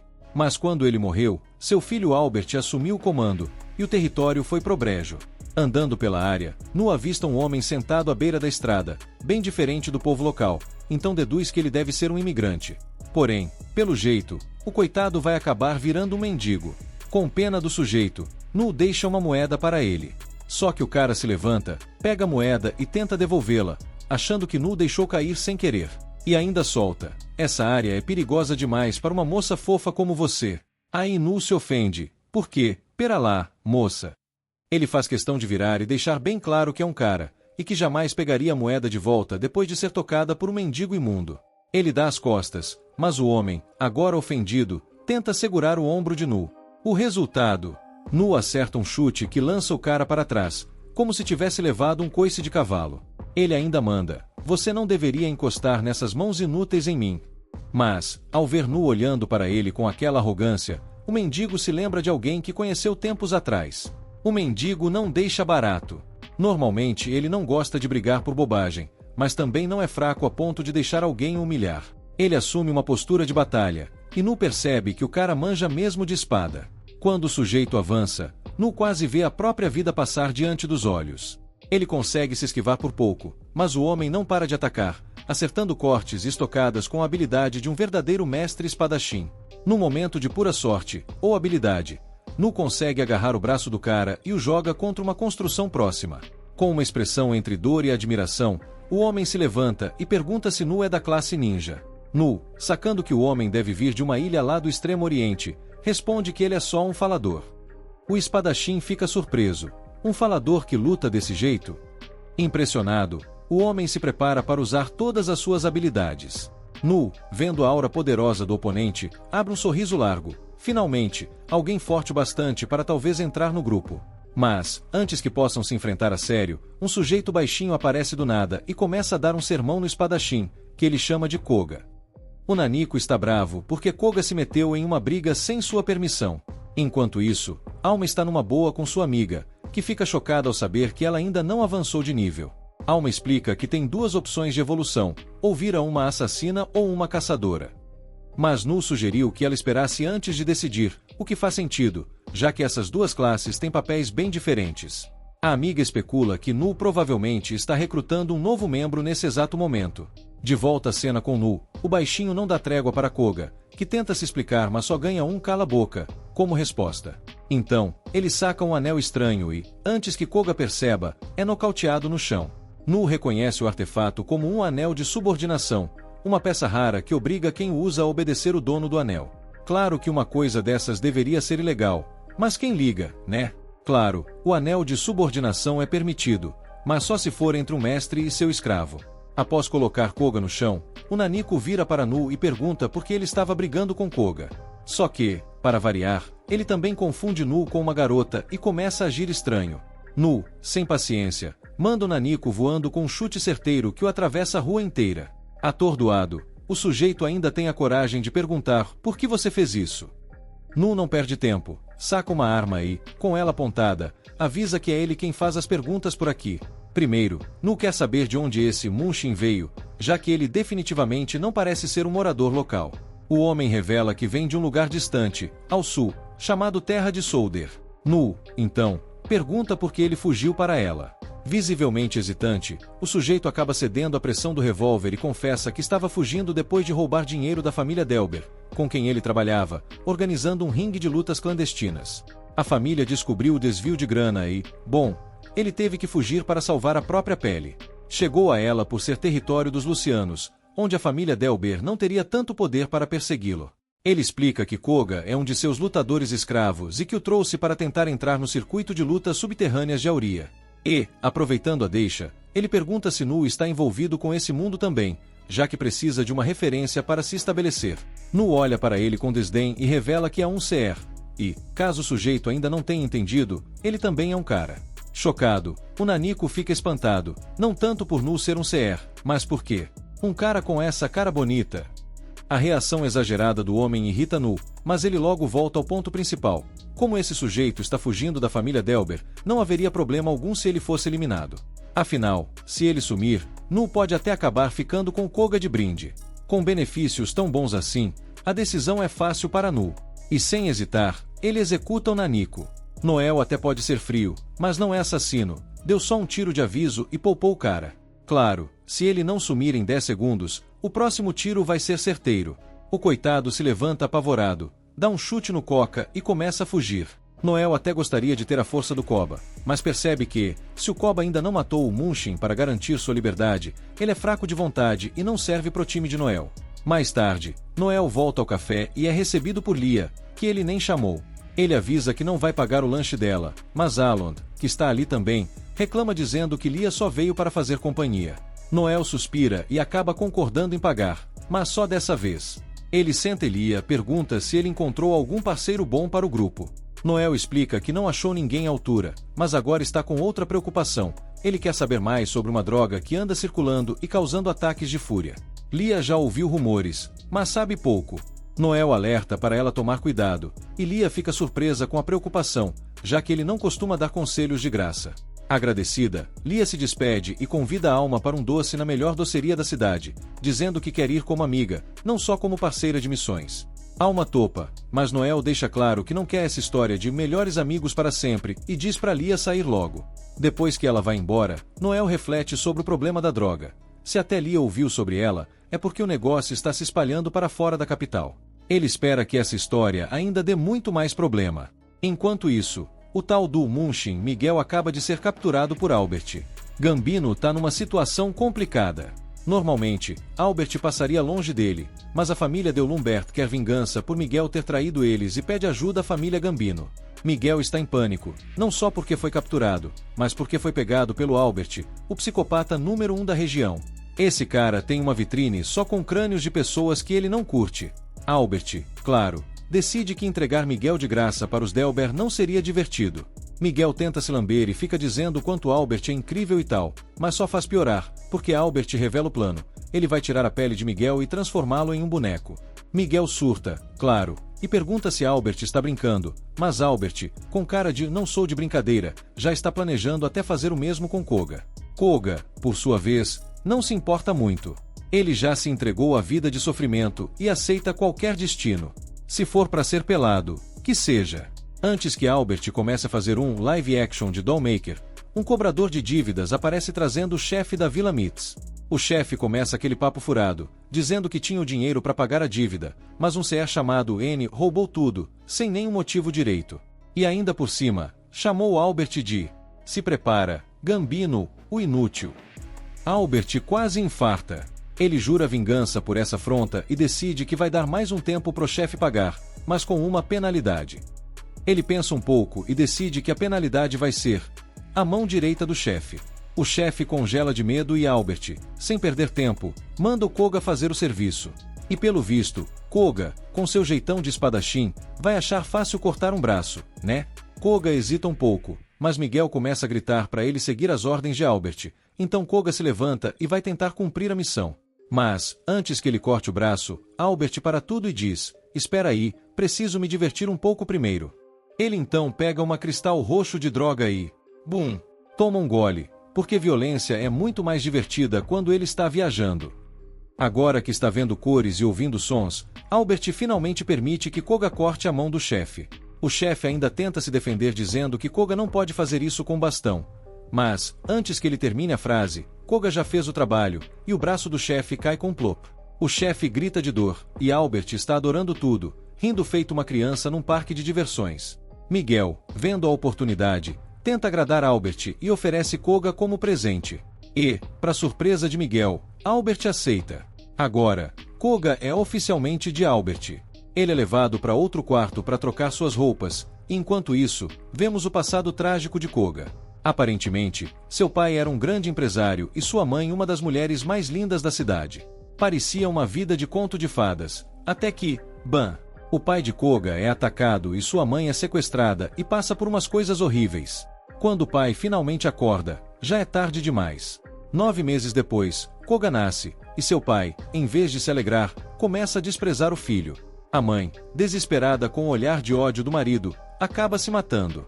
Os anos passam, e o pai de Koga vira um bêbado. Koga, ainda querendo a aprovação do pai, faz de tudo para ser útil, mas só consegue despertar ainda mais raiva nele. A galera da casa também preferiria que Koga tivesse morrido junto com a mãe. Crescendo em um lar onde era constantemente humilhado, Koga aprendeu cedo que amor e atenção não eram palavras que ele conhecia. Que infância! Koga, coitado, teve a autoestima destruída, como se o cara já não tivesse o suficiente. Um dia, ele acorda e, surpresa! Está em um barco, sem saber como foi parar ali. Só depois de um tempo ele percebe que sua família o vendeu como escravo porque não queriam mais saber dele. É aí que ele conhece Miguel. E o primeiro presente que Miguel dá para Koga leva ele para uma luta ilegal. Quando Koga começa a amassar todo mundo, Miguel fica todo empolgado e começa a elogiar Koga, como se fosse um cachorrinho que aprendeu a fazer truques. Essa é a primeira vez que Koga recebe um elogio na vida, e ele até chora de emoção. Mas, claro, logo ele percebe que Miguel não está nem aí para ele, só se importa com a grana que está ganhando com ele. Que decepção! Mas, hey, pelo menos ele conseguiu um pouco de reconhecimento, né? De volta ao presente, Koga já trocou de roupa e está pronto para sua primeira missão sob as ordens de Albert. E qual é a missão? Ir para uma igreja abandonada e encontrar Loki. Parece que Loki tem umas informações importantes para passar, então Noel vai até lá. A primeira coisa que ele escuta, uma advertência de Loki: a família Gambino está atrás da sua cabeça. Loki, sendo o bom amigo que é, avisa que o chefe da Gambino, Albert, acreditou numa mentira do chefe da Vila Mince e agora ele mandou um assassino atrás de Noel. Claro que Noel acha uma idiotice Albert fazer um golpe desses com base em um boato. Mas, Albert é praticamente um maluco, então não dá para entender nada que ele faça. Como diabos um cara desse virou o chefe da família Gambino? Sim, nepotismo. O antigo líder só tinha um filho, e adivinhem quem herdou o cargo? Albert. O cara já era um desastre, mas, ei, a sorte foi do lado dele. Aí, no meio dessa conversa, Noel escuta um barulho de armadura batendo no chão. E é claro que isso significa que alguém está chegando. Então, Noel logo saca que Loki deve ter vendido ele para a família Gambino. Loki pede desculpas, mas explica que se não fizesse isso, a Gambino já teria matado ele. Então, ele pensa, depois disso, vou só fugir para outro país e tentar sumir do mapa. Bom plano, né? Só que tem um pequeno problema. Aí, meus amigos, temos uma situação tensa.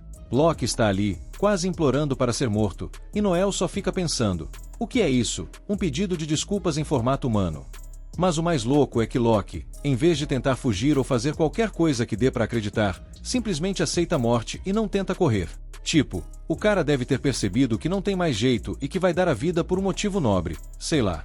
Noel, obviamente, fica completamente perdido e pergunta, por que você está pedindo para morrer assim, Loki? E aí, Loki solta uma pérola. Ah, não foi só você que eu traí, foi também minha honra de informante. Agora preciso me redimir. Noel, meio que tocado, pensa um pouco, e decide que vai perdoar Loki dessa vez. Ele até diz que Loki não vai precisar fugir para outro país, porque, afinal, quem vai destruir a família Gambino não é ele, é o próprio Noel. A reação de Loki. Ele começa a dar risada como se tivesse visto o melhor stand-up de todos os tempos. Por que perdoar alguém? Noel. Isso é mais raro que encontrar um unicórnio na rua. Mas Loki, surpreso e agradecido, jura que vai tentar compensar Noel mais tarde, mas por enquanto, ele sabe que está mais para peso morto em um combate. Então, ele se despede e, bem, vaza de cena. Agora, sozinho, Noel se prepara para o combate. Ele pega uma poção de batalha, que aumenta suas habilidades físicas, mas, claro, só dura 10 minutos e faz um estrago no corpo depois. A tensão aumenta, o ataque se aproxima, e quando o inimigo dá as caras. Surpresa! É o Koga. E o mais engraçado de tudo, Koga também fica chocado porque quem ele foi mandado para matar é justamente o Noel. Que reviravolta, né? Koga, em vez de ficar todo emocionado, começa a se questionar. Caramba, agora sou um assassino da família Gambino, hein? Olha como subo na vida, de lutador de rua para assassino profissional. Aí, Noel, tranquilo como sempre, começa a dar uma de psicólogo, parabenizando Koga por sua ascensão no mundo do crime e lembrando que ser parte da Gambino é um grande upgrade comparado a ser um sujo lutador de rua. Depois disso, ele dá aquele sorriso sádico e sugere, então, Koga, sem mais interrupções. Vamos continuar de onde paramos na nossa última luta. Pode puxar a espada. Koga, porém, parece que está com o pé atrás. Ele não quer lutar com Noel, não depois do rolê da moeda de prata. Mas, como bom guerreiro, ele não pode desobedecer às ordens do mestre. Então, no maior estilo orgulho de samurai, ele se apresenta. Eu sou Koga, os Lee Sin Wong Swordjasma, e te desafio para um duelo. Noel, com aquele olhar de uá, vai ser divertido. Responde, você é muito bobo de contar o seu título assim, Koga. Mas respeito o seu orgulho. Então, vamos nessa. A luta começa, e Noel, com aquele olhar de quem vai resolver tudo no tiro, já saca a arma e dispara contra Koga. Só que, adivinhem, Koga é mais rápido que um foguete. Ele desvia, aparece na frente de Noel e, antes que o nosso herói tivesse chance de reagir, já estava prestes a ser cortado em pedacinhos. Mas Noel, sempre esperto, usa um fio e se joga para longe, se salvando de um destino de sushi de carne humana. E Koga, agora que não está mais faminto e fraco, está com uma precisão e velocidade que faz Noel se sentir um carro de passeio contra um Fórmula 1. Mas o plano de Noel não morreu ainda. Ele dispara uma bala flamejante na direção de Koga. Claro, o Koga tenta desviar, mas acaba se enrolando no fogo. Agora ele vai se queimar todo, pensa Noel, confiante, esperando ver Koga fazer uma dancinha de pânico. Mas, para o desgosto de Noel, Koga sai inteiro e sem um arranhão. Como? Ele simplesmente cortou o ar ao redor dele, criando uma barreira protetora contra as chamas. Noel, incrédulo, quase solta uma lágrima, mas se controla e se prepara para o próximo round.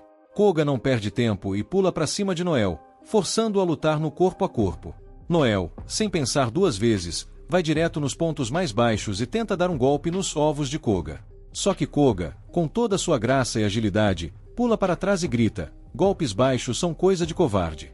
E Noel, com aquele sorriso maroto, pensa, ah, é? Então é assim que a gente joga, né? A luta não é sobre honra, é sobre sobrevivência. Então, que se dane a moral. Noel não desiste e, em um ato de pura astúcia, tira do bolso uma granada de flash. Ele joga a bomba, cegando Koga temporariamente. E, aproveitando a brecha, tenta dar o golpe final. Mas Koga, como um verdadeiro mestre das lâminas, não está de brincadeira. Ele usa um movimento especial e solta uma chuva de cortes em Noel. É tanta lâmina que parece até que o cara está tentando abrir um açougue. E, claro, Noel, sempre correndo atrás de um drama, acaba sendo empurrado para uma beirada. Já se preparando para o impacto, Noel tenta usar seu Stun-ou, um golpe super cool e intimidador, mas Koga, sem nem suar, simplesmente corta o som, cortando o próprio poder de Noel como se estivesse cortando manteiga. E, por fim, Noel cai, como um balde d'água, em direção ao seu destino, o abismo. Depois de cair no chão, o Nu leva um nocaute, e quando acorda, encontra o Koga em cima dele, com a espada apontada para sua cabeça. Koga diz que ficou impressionado com a performance do Nu e elogia ele por ser um oponente durão, mas o Nu, nem aí para elogios meia-boca, manda o Koga calar a boca e pergunta por que ele ainda não terminou o serviço. Koga fica sem saber o que responder, porque, apesar da missão dele ser matar o Nu, depois de uma luta tão boa, ele não consegue se decidir. Isso deixa o Nu tão irritado que ele começa a gritar e pega a espada, dizendo que não tem tempo para pena de inimigo. Se o Koga não matar o Nu, o Albert vai garantir que ele não viva para contar a história. Koga até sabe que isso é verdade, mas ainda está em dúvida, e não entende por que o Nu está insistindo tanto para ser morto. Ele acha que o Nu está preocupado com a vida dos outros, mas, num segundo seguinte, o Nu solta que o Koga perdeu a chance dele, porque a alma acaba de chegar e ela não vai deixar ninguém além dela se aproximar do corpinho bonito do Nu. Antes da luta começar, o Nu usou sua habilidade de Link para mandar uma mensagem para a alma, explicando a situação e dizendo que está feliz que ela chegou, já que o efeito do elixir que ele tomou acabou, e os efeitos colaterais o deixaram paralisado. A alma não entende muito bem a situação, mas sabe que o Koga atacou o Nu, então pergunta se pode matar ele. O Nu, sem dó, manda ela fazer isso. A alma ataca imediatamente, mas o Koga usa a espada para bloquear, pedindo para não fazer isso, porque ele não quer matar uma mulher. Alma acha hilário ele dizer isso quando ela está claramente no controle, mas o Koga aponta que, mesmo ela tendo atacado de surpresa, não conseguiu matar ele. Alma pega isso como um desafio e ativa sua habilidade de aceleração para atacar o Koga de forma blitz e mostrar quem é que manda. Koga, tranquilo, ativa sua habilidade de aumento sensorial, que deixa ele reagir muito mais rápido e com mais precisão, mesmo de olhos fechados. Enquanto os dois se enfrentam, o Nu lembra, mais uma vez, do fato de que, como sempre, o caos e a confusão reinam. O Nu sabe que nunca vai ser como a alma ou o Koga, mas isso só reacende a motivação dele de superar os fortes e se tornar o mais forte. Até agora, a alma e o Koga se enfrentaram de igual para igual, e a alma admite que o Koga é mais forte do que ela imaginava, mas promete acabar com ele na próxima com um ataque venenoso. E como ela está levando a sério, o Koga decide abraçar a igualdade de gênero e prepara seu golpe insta-kill para dar um fim na alma de uma vez. Porém, antes que qualquer um deles ataque, o Nu dispara um sinalizador no céu e manda a alma recuar. Ela não quer, mas isso é uma ordem, não um pedido, então ela relutantemente se afasta. O Nu então diz para o Koga também se retirar, porque aquele sinalizador vai chamar a atenção da polícia militar, e o Albert vai ficar muito bravo se o governo imperial descobrir o que ele está fazendo ali. Mesmo não querendo sair de mãos abanando, o Koga não tem escolha a não ser seguir as ordens do Nu. Mas antes de ir, o Nu o chama de volta e diz que tem uma mensagem para o Koga passar para o Albert no dia seguinte. No outro dia, o Koga volta para o Albert e conta sobre sua tentativa fracassada de matar o Nu, mas para surpresa dele, Albert está super de boa, como se nada tivesse acontecido. Ele também entrega para o Koga uma caixa com a cabeça do Miguel dentro, mas fora isso, o Albert está bem tranquilo. Ele diz que vai perdoar o Koga por essa falha porque está de bom humor, mas avisa que não pode errar de novo. O Koga jura que vai dar um jeito nisso, não importa o que aconteça, e o Albert fica feliz em ouvir isso. Então, ele despacha o Koga, mas antes dele sair, o Koga lembra que o Nu deixou uma mensagem para o Albert. A mensagem diz: Albert Gambino, eu vou derrubar sua organização inteira e mandar seu traseiro para o Gulag. Albert, sem perder a calma, pergunta se o Koga está falando a verdade ou se está mentindo como chefe do ministério, mas como o Koga não tem uma expressão de mentira, Albert começa a surtar, e agora quer mais do que nunca ver o Nu morto. O Koga e o Laos, o segurança do Albert, saem do escritório dele para deixar o chefe esfriar a cabeça. Enquanto andam, o Laos fala para o Koga que ele talvez tenha exagerado um pouco nessa última mensagem. Com o que o Koga disse, ele pede desculpas, e o Léo pergunta se ele falou aquilo porque o Koga mandou matar o Miguel. Mas o Koga não estava nem aí para o Miguel, então ele não teria motivo para se importar com a morte dele. A verdadeira razão de o Koga ter se sentido obrigado a entregar a mensagem do Nu é que ele acha o Nu incrível, mesmo ele sendo só um falador. O Nu se treinou tanto que conseguiu lutar de igual para igual com alguém como Koga, e o Koga sabe que o treinamento deve ter sido brutal para o Nu. Mas, mesmo assim, Nenhum treinamento vai ser suficiente para ele derrotar um combatente de classe, já que ele é só um falador. E ainda assim, o Nu nunca perdeu aquele olhar determinado de quem vai se tornar o mais forte do mundo, não importa o que. Depois de ouvir o que o Koga disse, o Léo comenta que o Koga ficou apaixonado pelo Nu, mas sem segundas intenções, claro. Ele só respeita o Nu como rival e quer ficar mais forte junto com ele. Agora que o Koga parou para pensar, o Léo está certíssimo, mas ele fica se perguntando como o Laos tem tanta experiência nesse assunto. Aí, o Laos explica que também já passou por algo parecido, mas foi há muito tempo. No dia seguinte, o Albert aparece na taverna secreta onde o Nu está, e ele quer fazer o Nu pagar por tudo o que ele disse. O Albert traz o Laos, que é de classe A, e mais alguns Seekers de classe B para garantir que ele vai derrotar o Nu de uma vez por todas. Ele se senta na mesa do Nu, pega a garrafa de vinho do cara e começa a beber como se fosse um show de superioridade, mas detesta o sabor do vinho. Mesmo estando em desvantagem numérica, o Nu, tranquilo, começa a zoar o Albert e diz que é uma falta de educação beber o vinho de outra pessoa sem ser convidado. Mas claro, educação é algo difícil de entender para a mente do Albert. O Albert se levanta, furioso, e fica na cara do Nu, então o Nu pede para ele se afastar, já que o mau hálito dele está estragando seu apetite. O Albert, ofendido, ameaça cortar a língua do Nu, mas antes que ele faça qualquer coisa, um dos Seekers que estava na taverna se aproxima e pede para ele parar. Ele não sabe qual é a briga do Albert com o Nu, mas deixa claro que, seja qual for o motivo, ele não vai permitir que o Albert faça o que quer que seja com o Nu. O Seer avisa Albert que não é permitido atacar qualquer Seer naquela taverna. Albert, ofendido, pergunta se o homem sabe quem ele é, e o Seer, ciente da reputação de Albert, responde que, como Seer, ele e os outros frequentadores do bar não vão permitir que um forasteiro como Albert faça o que bem entender. Albert, não gostando nada de ser contrariado, ordena a Laos e aos outros seguranças que matem o Nu e todos os Seekers na taverna, mas os seguranças hesitam em cumprir a ordem. O Léo observa que seria fácil para eles matar todos os Seekers, já que todos ali são de classe C, mas se fizerem isso, terão que dar explicações para o Dom Luciano, e justificar essa ação vai ser muito difícil. Eles já estão na corda bamba por causa de problemas com drogas, então outro erro desses praticamente significaria o fim para a família Gambino. No entanto, se Albert insistir, Laos garante que o serviço será feito. Albert, agora incerto sobre o que fazer, fica ainda mais irritado quando Nu começa a debochar dele, chamando de covarde, sem inteligência e sem razão. Albert fica furioso, mas o Nu avisa que ele deve tomar cuidado, porque toda essa raiva vai fazer o sangue dele circular mais rápido, o que, por sua vez, vai espalhar o veneno do vinho ainda mais rápido. Quando o Nu menciona que o vinho estava envenenado, Albert começa a surtar. O Nu explica que envenenou o vinho assim que viu Albert entrar. Albert não acredita que Nu teria feito uma coisa dessas, já que não havia garantia de que ele beberia o vinho, mas, se pensar bem, a decisão foi simples. Se Albert não bebesse o vinho, não seria problema, mas já que ele bebeu, a vitória de Nu estava garantida. Albert começa a tentar vomitar desesperadamente o veneno, mas o Nu diz que já é tarde demais, pois o veneno já entrou na corrente sanguínea dele. Albert entra em pânico total e corre para fora do bar em direção ao médico, mas assim que ele sai, Laos faz um elogio ao Nu, dizendo que ele foi muito inteligente. Laos sabe que o vinho não estava realmente envenenado e que o Nu só estava dizendo aquilo para fazer Albert sair correndo do bar. Laos olha para o Nu e imediatamente percebe que o Koga estava certo. Laos, percebendo a determinação nos olhos de Nu, oferece-lhe duas opções como um favor. Ele pode pegar o dinheiro e deixar a tria para evitar ser atacado novamente por Albert. Ou, se escolher ficar, Laos não terá escolha a não ser matá-lo ali mesmo. Nu, sem hesitar, escolhe a primeira opção, levantando-se para sair com Alma. Enquanto eles deixam os portões da cidade, Alma fica impressionada com Nu, pois tudo correu conforme o plano dele.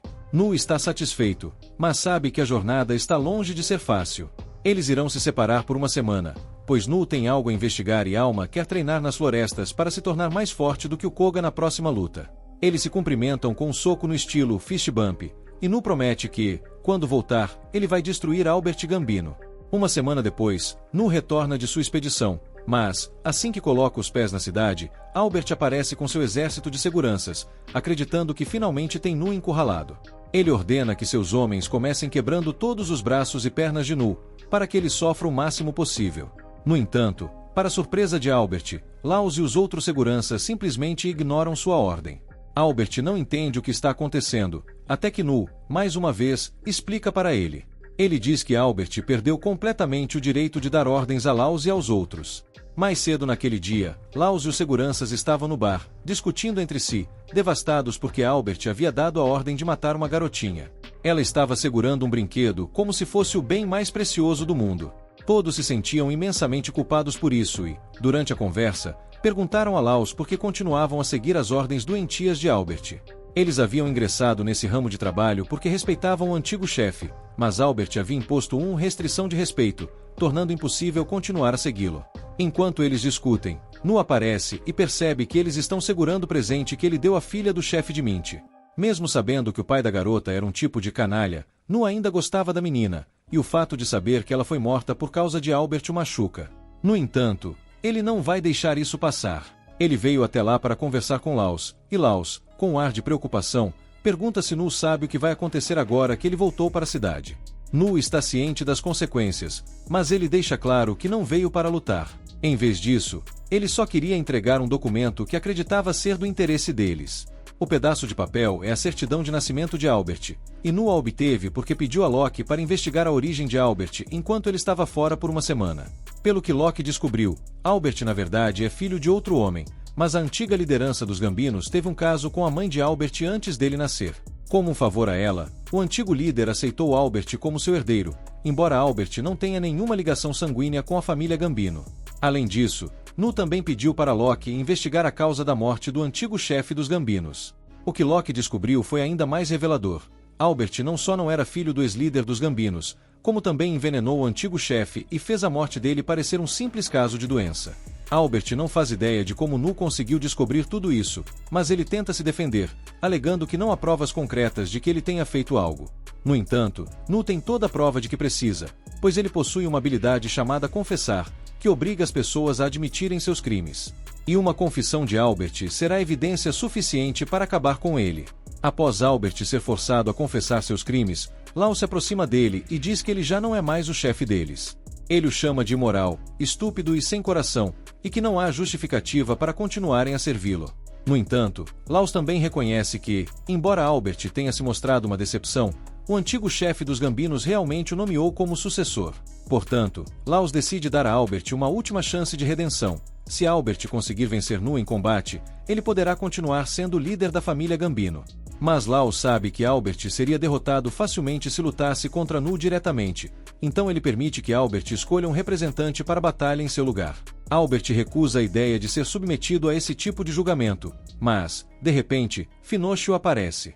Nu a convidou para ser a testemunha do duelo, e agora Albert não tem mais escolha a não ser aceitar. Finocchio já estava doido da vida procurando uma forma de se livrar do Albert, então quando alguém apareceu com esse plano, ele nem pensou duas vezes antes de topar. Além disso, se o Noel vencer, o Finocchio prometeu pagar 50 milhões, o cara joga dinheiro como se fosse confete. Albert, claro, surtou e acusou o Finocchio de ter armado essa bagunça toda. Mas o Finocchio, com aquele tom de "não sou babá de ninguém", gritou que não queria mais ouvir o Albert choramingar. Ele ainda avisou, ou escolhe alguém para lutar por ele já, ou vai ter que encarar algo muito pior, e vindo das próprias mãos do Finocchio. Albert, sem escolha, topa a parada e Finocchio manda o ultimato. Se o Albert vencer, ele volta a ser reconhecido como chefão da família Gambino. E como bônus, o Finocchio até deixa passar aquela cena ridícula que o Albert aprontou na taverna secreta. Só que, claro, Albert tinha que se decidir rapidinho. Depois de olhar em volta por um segundo, bem perdido, diga-se de passagem, Albert escolhe o Koga para lutar por ele. Mas é óbvio que o Noel já tinha sacado que isso ia acontecer, porque mesmo Koga não sendo mais forte ali, ele é preso por um juramento de lealdade. Ou seja, ele não pode trair o Albert nem se quisesse, e olha, talvez ele queira. Enquanto isso, a alma tá ali doida para ter uma revanche com o Koga, só para esfregar na cara dele que é melhor.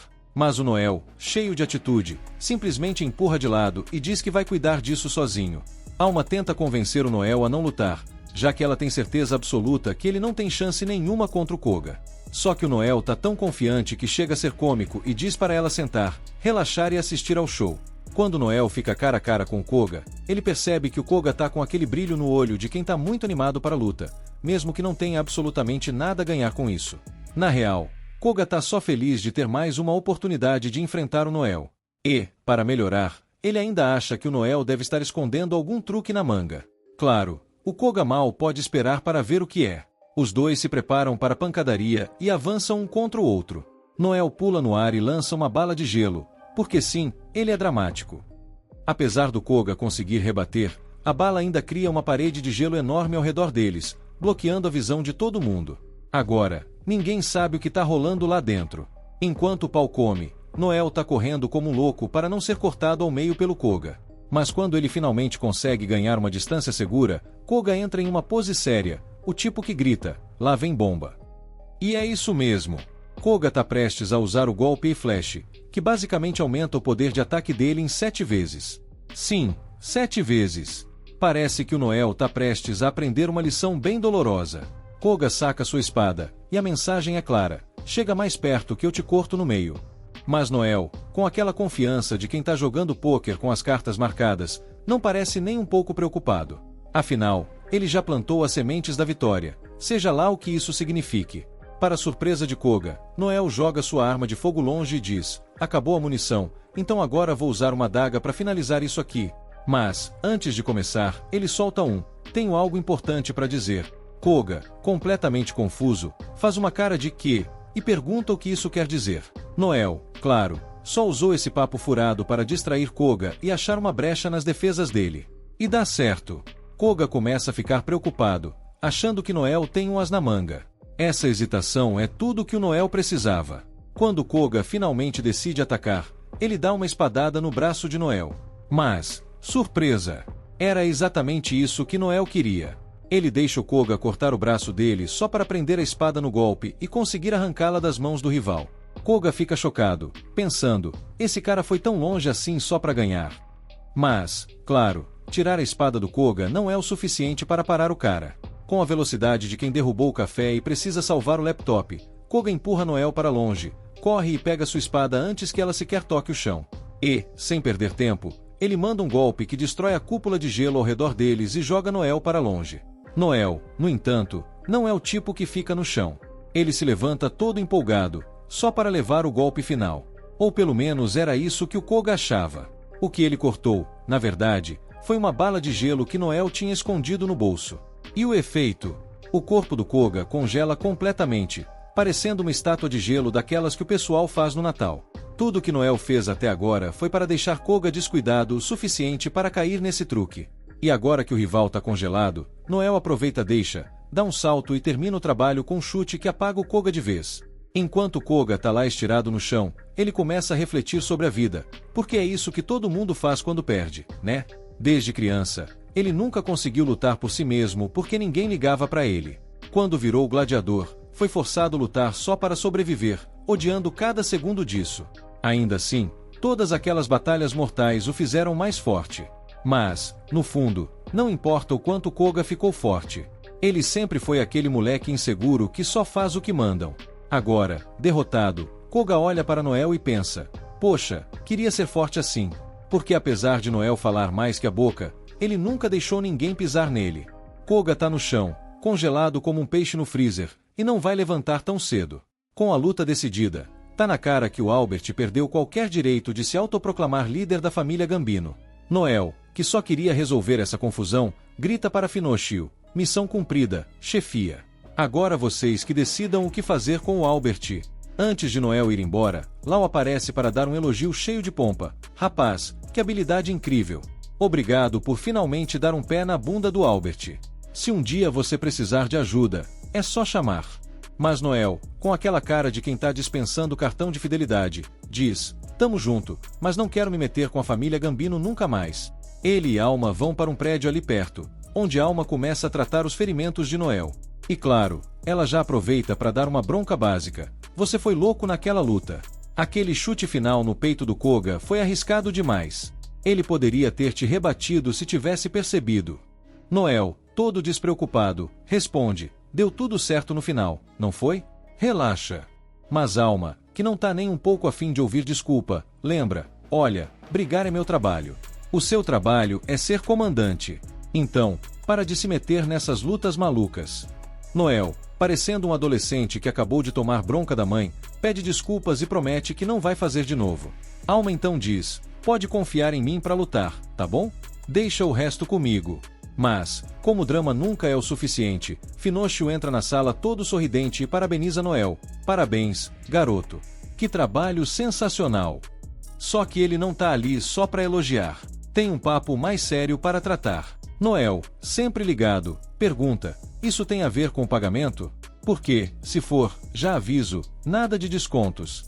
Finócio dá uma risada e responde: desconto? Tá louco?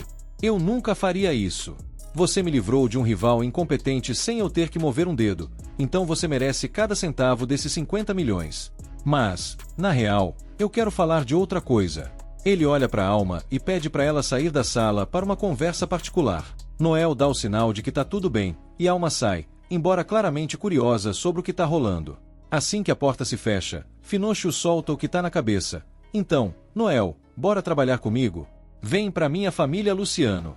Juro que te trato bem. Aliás, se você quiser, posso até. Finócio, com aquele sorriso de mafioso manipulador, vira para Noel e solta: olha só, se você quiser, eu até te faço líder da família Gambino. Noel quase cai na risada e responde: cara, eu tenho 16 anos. Como é que você acha que eu vou liderar uma família inteira?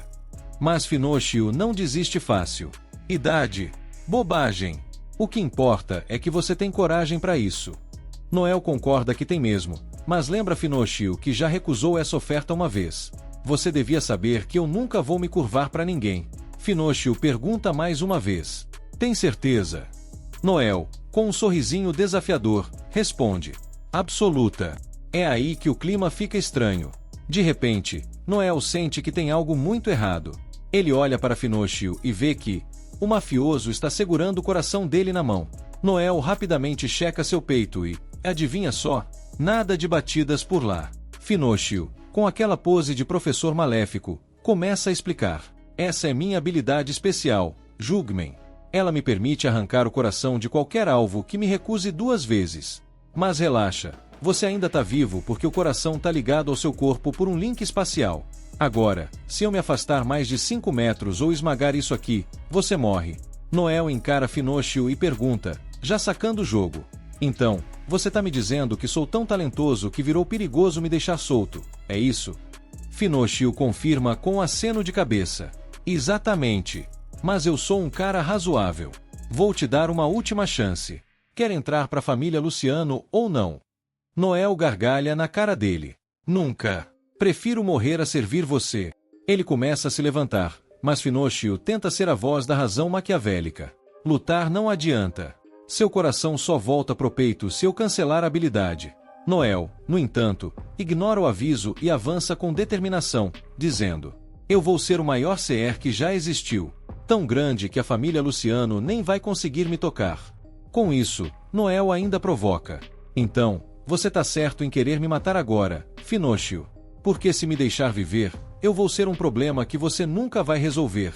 Noel encara Finócio, com aquele olhar que grita: eu já ganhei, e você sabe disso. E manda. Vai em frente, me mata. Mas, no momento em que fizer isso, vai estar provando que é um covarde. Alguém tão apavorado comigo que preferiu me eliminar enquanto estou fraco, ao invés de encarar o problema quando eu for forte. Cada palavra é uma flecha no orgulho de Finócio, que, por mais que tenha o coração de Noel na mão, sente o próprio coração apertar de medo. Noel não para. Quer saber? Tanto faz. Mata ou não mata, mas deixa uma coisa bem clara: eu nunca vou me curvar para ninguém. Finócio, tentando disfarçar o nervosismo, dá aquela risadinha nervosa e solta: ah, relaxa, cara. Tava só brincando. Não vou te matar. Ele devolve o coração de Noel, como quem devolve algo que pegou emprestado sem querer, e ainda se desculpa com falso arrependimento. Foi mal aí, entendi tudo errado. Antes de sair, ele vira e dá uma última provocada: mas olha, agora que você falou que vai ser o maior CR do mundo, melhor cumprir essa promessa, hein? Ele sai do quarto como se nada tivesse acontecido, mas logo encontra a Alma no corredor.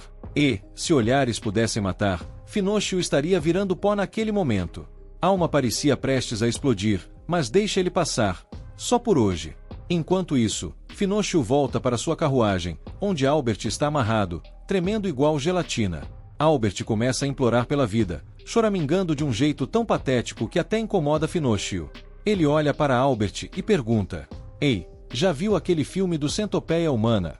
O sorriso sádico no rosto de Finócio diz tudo. Albert percebe que o destino dele vai ser, no mínimo, horrível. No dia seguinte, Noel encontra Koga e balança o contrato de subordinação na frente dele. Koga arregala os olhos, achando que Noel vai transformá-lo em um escravo. Mas Noel, com aquele tom sarcástico de sempre, diz: "Relaxa, não preciso de um cachorrinho obediente. O que eu quero é um lobo feroz. E você, sinceramente, não tá no nível." Ele rasga o contrato, devolvendo a liberdade de Koga. Agora que é um homem livre, o que você quer fazer? Koga, porém, parece perdido. Depois de passar a vida inteira sendo usado pelos outros, ele não sabe nem por onde começar. Koga, ainda meio perdido com a recém-adquirida liberdade, finalmente toma uma decisão. "Eu não faço ideia do que tô fazendo com a minha vida, mas sei que quero ver você alcançar o topo, Noel." E completa: "Se você precisa de um lobo feroz, então é isso que eu vou ser. Deixa eu entrar no Blue Beyond." Noel dá um sorriso daqueles de protagonista confiante e aceita Koga na equipe. "Bem-vindo ao time, Lobinho." Pouco tempo depois, o trio parte para sua primeira missão como uma equipe oficial. E, para ser sincero, eles mandam muito bem. Noel é o cérebro, dando ordens e suporte. Koga é a lâmina, cortando os inimigos, e Alma é o furacão, abrindo caminho para ele. A sincronia é perfeita, até Koga tentar dar o golpe final no General Monstro. No exato momento em que ele vai desferir o golpe glorioso, Alma surge do nada e, Ciao, rouba o abate na cara dura. Koga fica furioso. "Alma, esse era o meu general." E Alma, com aquele tom sarcástico que irrita qualquer um: "Relaxa, Lobinho, o que importa é que ele tá morto, né?" Os dois começam uma discussão épica no meio do campo de batalha. Noel, com um suspiro de "eu não tenho paciência para isso", intervém: "Chega, vocês dois. Somos uma equipe, lembram? Alma, para de agir por conta própria, você bagunça o trabalho em grupo. E Koga, aqui não tem placar de mortes, então para de se preocupar com quem finaliza o quê. Apesar do drama, a missão foi um sucesso. Noel, otimista, já tem planos. Assim que voltarmos para Ria, vou registrar nosso time como um clã oficial. Ser um clã é um grande passo, sem intermediários, sem comissões, e com acesso direto às melhores missões." Enquanto Noel fala, Koga nota algo estranho no braço dele. "Noel, tem algo brilhando no seu braço." Noel olha e percebe. É a marca de promoção para o Rank B. Ele abre um sorriso, sentindo que está um passo mais perto de se tornar o maior CR da história, o lendário Seven Star Regalia. Até o próximo episódio, filhote do coração.